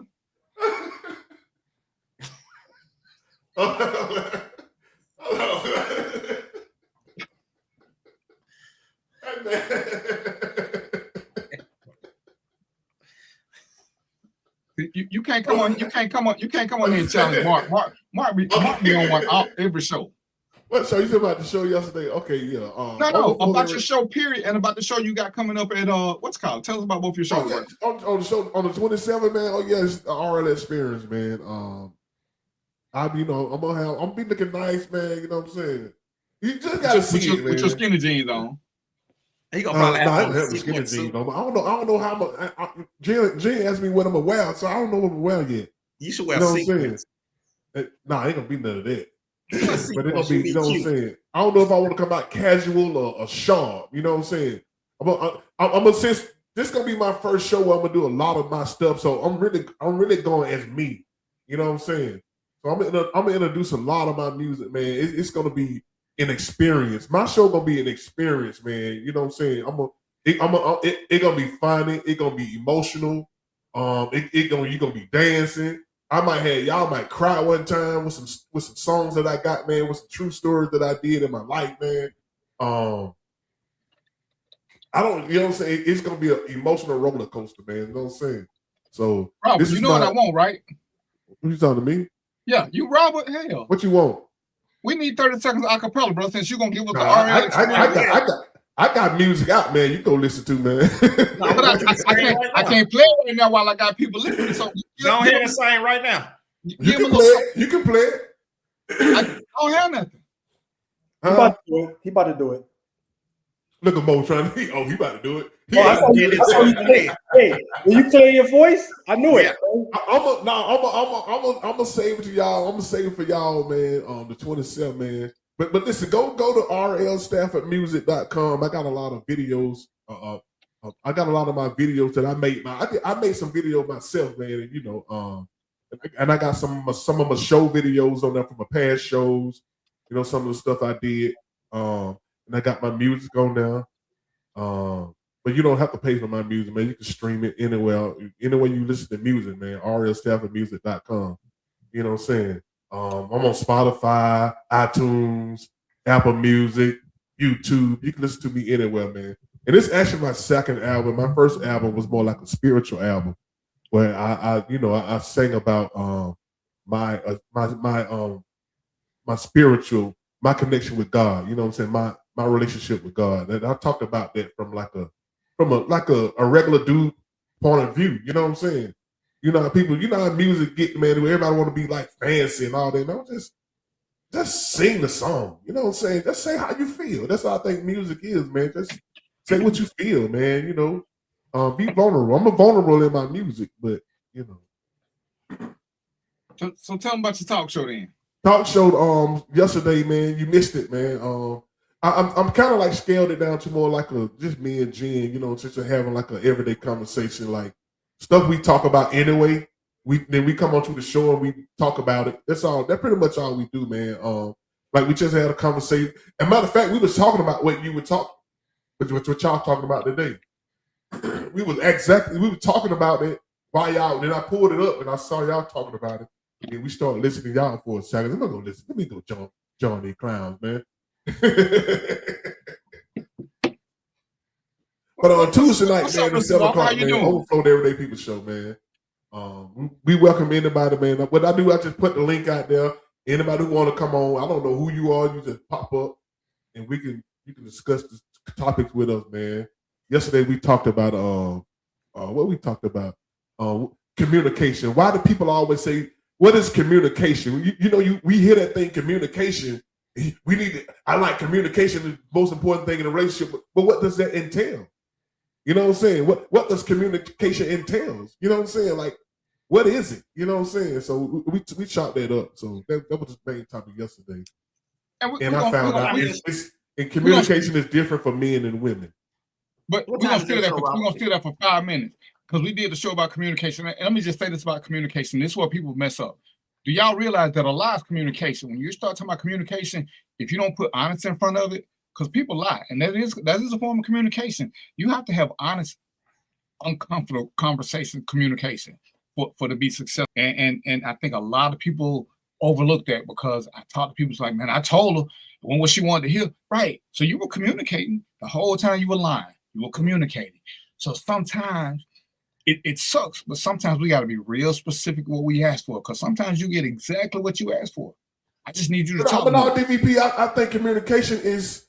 See, you told him he was lying, but now that's the way he communicates. No. See, I'm saying he was lying, but I'm saying he was lying, but lying is a form of communication. So you want more than just communication. You want specific type of communication, because a lie is communication.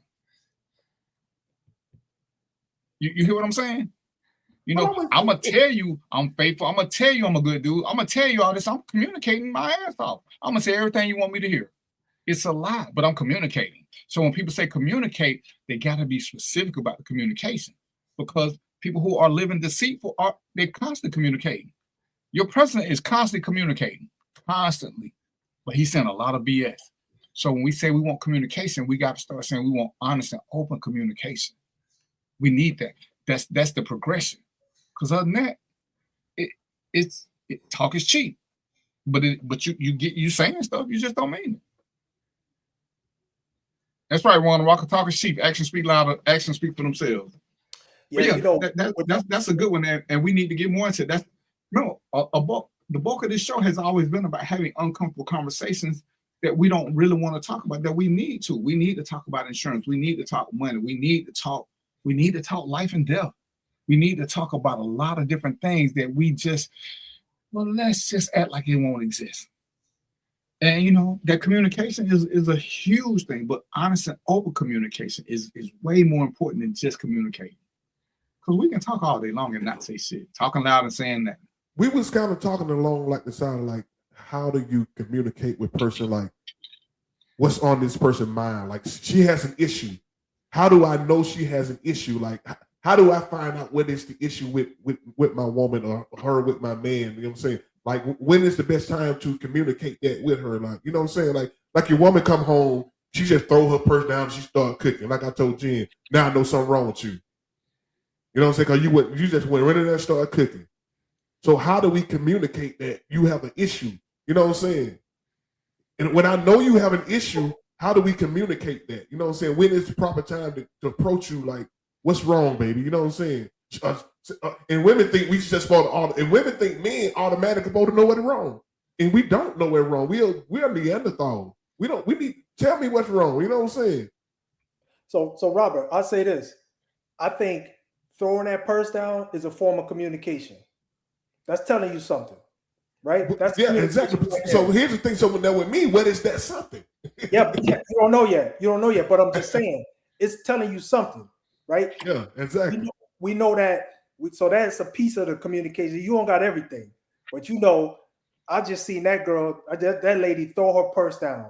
That just told me something. That, you know, for us, we know that that's a sign of being unhappy about something. We don't know what it is yet. We got to figure. That's for us to put that piece of the puzzle together and figure it out. But that is a form of communication. That's all. Let me add this. What it is, and I'm with you on that. But it's a plea for help. Recognize that something is wrong with me and come comfort me and figure it out. Because that's great communication. But what the first thing? What the first thing we do as men? We trying to figure out what the fuck we did. Yeah. We ain't trying to figure out what's wrong with you. We're trying to figure out what. No, that's true. Okay, what I did? I took the trash out. You know what I'm saying? I paid the car note. Damn, what's wrong with him? You know what I'm saying? So, that ain't what I do. Robert, this is what I did. She just came home. I know it ain't me. This is what I did to get around that. This is what I did. If I don't hear her say I'm the problem, then I'm not the problem. You got to tell me, man. I'm not assuming. I stop with, and I'm not gonna peanut butter spread this to all women, but and the other ones I've been with. If you start making your own thoughts and ideas up, then that's what it's gonna be. I'm like, you got to tell me what it is. That way I make the right decision because I've done the assumption. I do the assumption, make the wrong decision, and guess what? The damn problem gets 5 times worse. So I ain't doing that. I'm not doing it. Well, what did we come up with? Do you remember the show we came up with? Learn to ask the question. Baby, do you want me to listen as your friend or do you want me to fix the problem as your man? So because sometimes they just need to vent. They don't need shit fixed because what we like to do is try to fix shit. Some shit ain't fixable. You fix it by simply listening. We don't know how to be good friends. We know how to, we think we know how to solve problems, but some problems can be solved by just letting it get off our chest. How many times have we felt better when we got something off our chest? We don't need nobody to solve shit. We just need to vent. And as men, one of the things we talked about, and we don't talk about this a couple of shows, is we got to learn to be friends and listen and let them just get it off their chest without trying to answer questions, without trying to solve the problem. Just let them get it off their chest. But ask her when she feels, hey babe, who you need to talk to? You need to talk to your man, or do you need to talk to your friend? And then once she tell you that, you can just relax. Because I'm like, Mo, I ain't never thinking it's me. I ain't never. And unless she come in and look at me and say MF, then okay, now it might be me. It might be. If she don't do that, it ain't me. Baby, who don't upset my baby? Who don't upset? Let's talk. Who don't upset my baby? Do I need to flatten some time? We're gonna try to get a little jovialness in there to get her, just to bring her tension level down a little bit. Baby, I need to flatten some time. You know what I'm saying? Do we need to put some dead fish? Somebody call, let me know what we're gonna do. And if she start coming down, then we can open the door to conversation. But again, the most important thing is, how am I listening to what she got to vent about? Am I listening to hear, or am I listening to solve a problem? And we don't do a good job of listening to hear because we're always trying to fix it. And that's one of the things, like I said, I know so me and Mo did, we don't did 2 or 3, but learning to listen as a friend is a big thing that men have to learn to do. And that's a big evolution for us because we're not as emotionally intelligent as we think we are. Well, and then also though, DVP, we don't operate in that mode. If we got a problem, we fixing it for ourselves. You know what I'm saying? I'm not sitting there wallowing and trying to, and there's some cases where you need to do that, where you need that, but in most cases, it's like, if I got a problem, I'm trying to fix it the best way I can. If I can't fix it, then I need to fall on option number 2. Now, Robert, she mad at you because you were talking about them skinny jeans. So we know what the issue is, why she threw the purse down. Yeah. Them damn skinny jeans. Yeah. Why you buy them jeans? You wear skinny jeans and 3/4 zip. I look good in skinny jeans, man. You. See? He finna start trying to shop at Baby Don't start, Bob. Don't start, Bob. So, as my alarm is going off, it's 7:58. Robert, give us some parting words and tell us how to watch your show, brother. You know how to watch the show, man. Every Tuesday, man, 7 o'clock, man. Overflow the Everyday People Show. Now we stream on Instagram too. So yeah, just follow me on Facebook, and you can watch the show every Tuesday. December 27th, man, the RL Experience, man, gonna be live at the Pink Lion over in New Black Wall Street, Stonecrest. Oh, y'all come out and check me out, man. You know what I'm saying? Go to my page, rlstaffandmusic.com, and check out what I do. You know what I'm saying? So I don't want you coming out there in the blind saying, I thought he could sing. He ain't doing nothing. You know what I'm saying? And y'all really come out, man. You know, check me out, man. It's going down, man. The ticket's going fast, too. I checked the thing, man. Still some ticket left, but they going fast. You know what I'm saying? I know I ain't much known, but I'm going to give you a good show. You know what I'm saying? You get your money back. Now, don't hold me to that, though. I think I might have said that.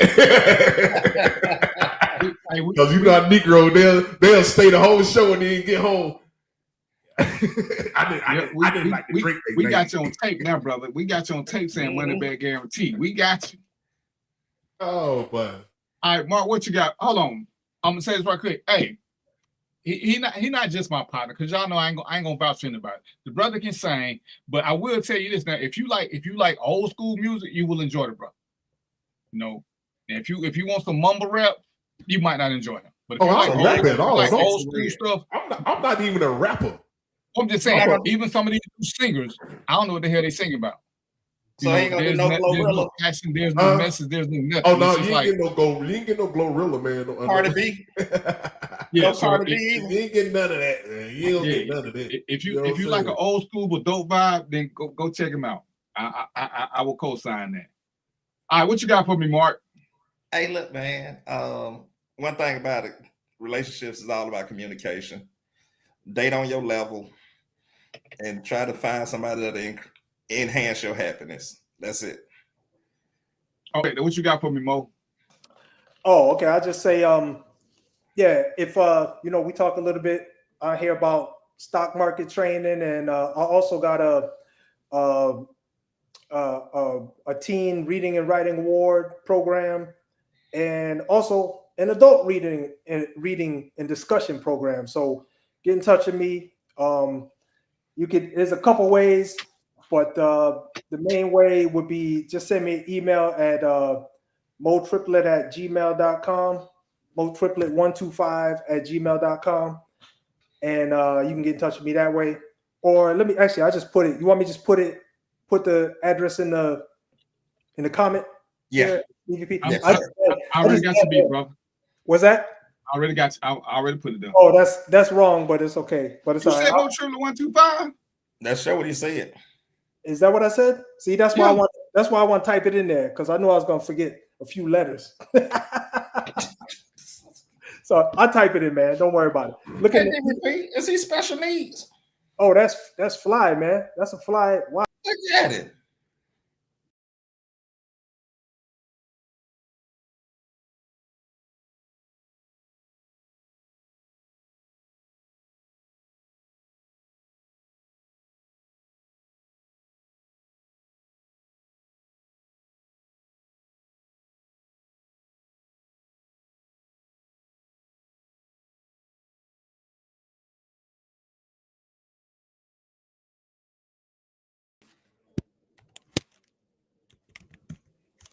Where did Mark go?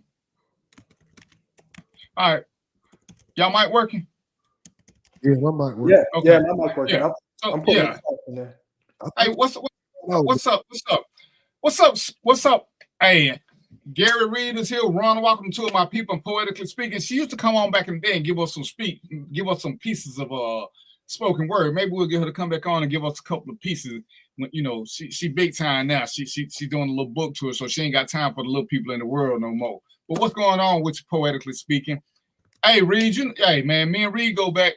Woo, me and Reed go way back, way back. I've been knowing that brother way. Listen, I've been retired 20 years. So what we meet reading 80, 89, 80 something, 88, 89, got sued together in the 90s and shit. We've been through a lot. We've been through a lot.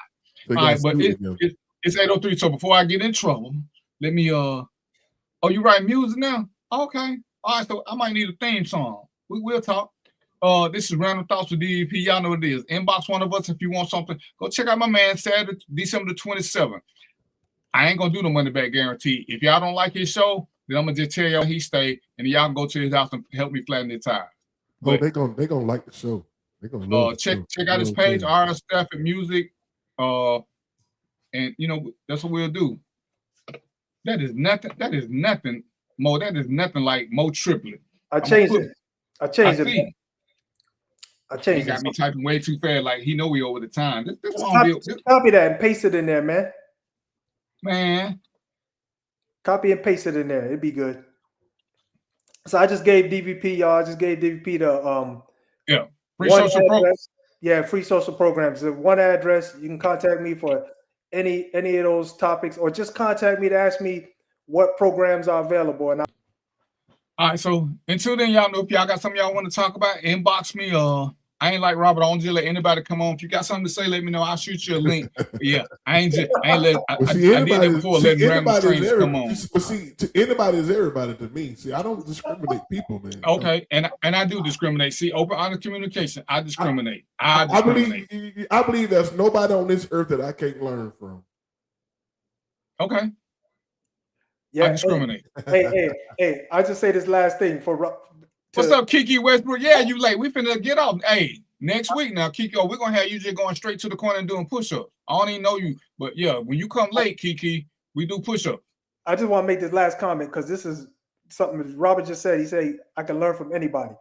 And in my book, I got a line that tells me that supports that, and it says you can learn anything from a good perforated fiber. In my autobiography, it says you can learn from anybody because some people show you what you should do, and some people show you what you should not do. So you can learn from anybody. Good point. So we talked DVB someday. What y'all taught me? Did I discriminate? You can let anybody on your show now. No, I can't. I already said I discriminate. I discriminate. I ain't changing.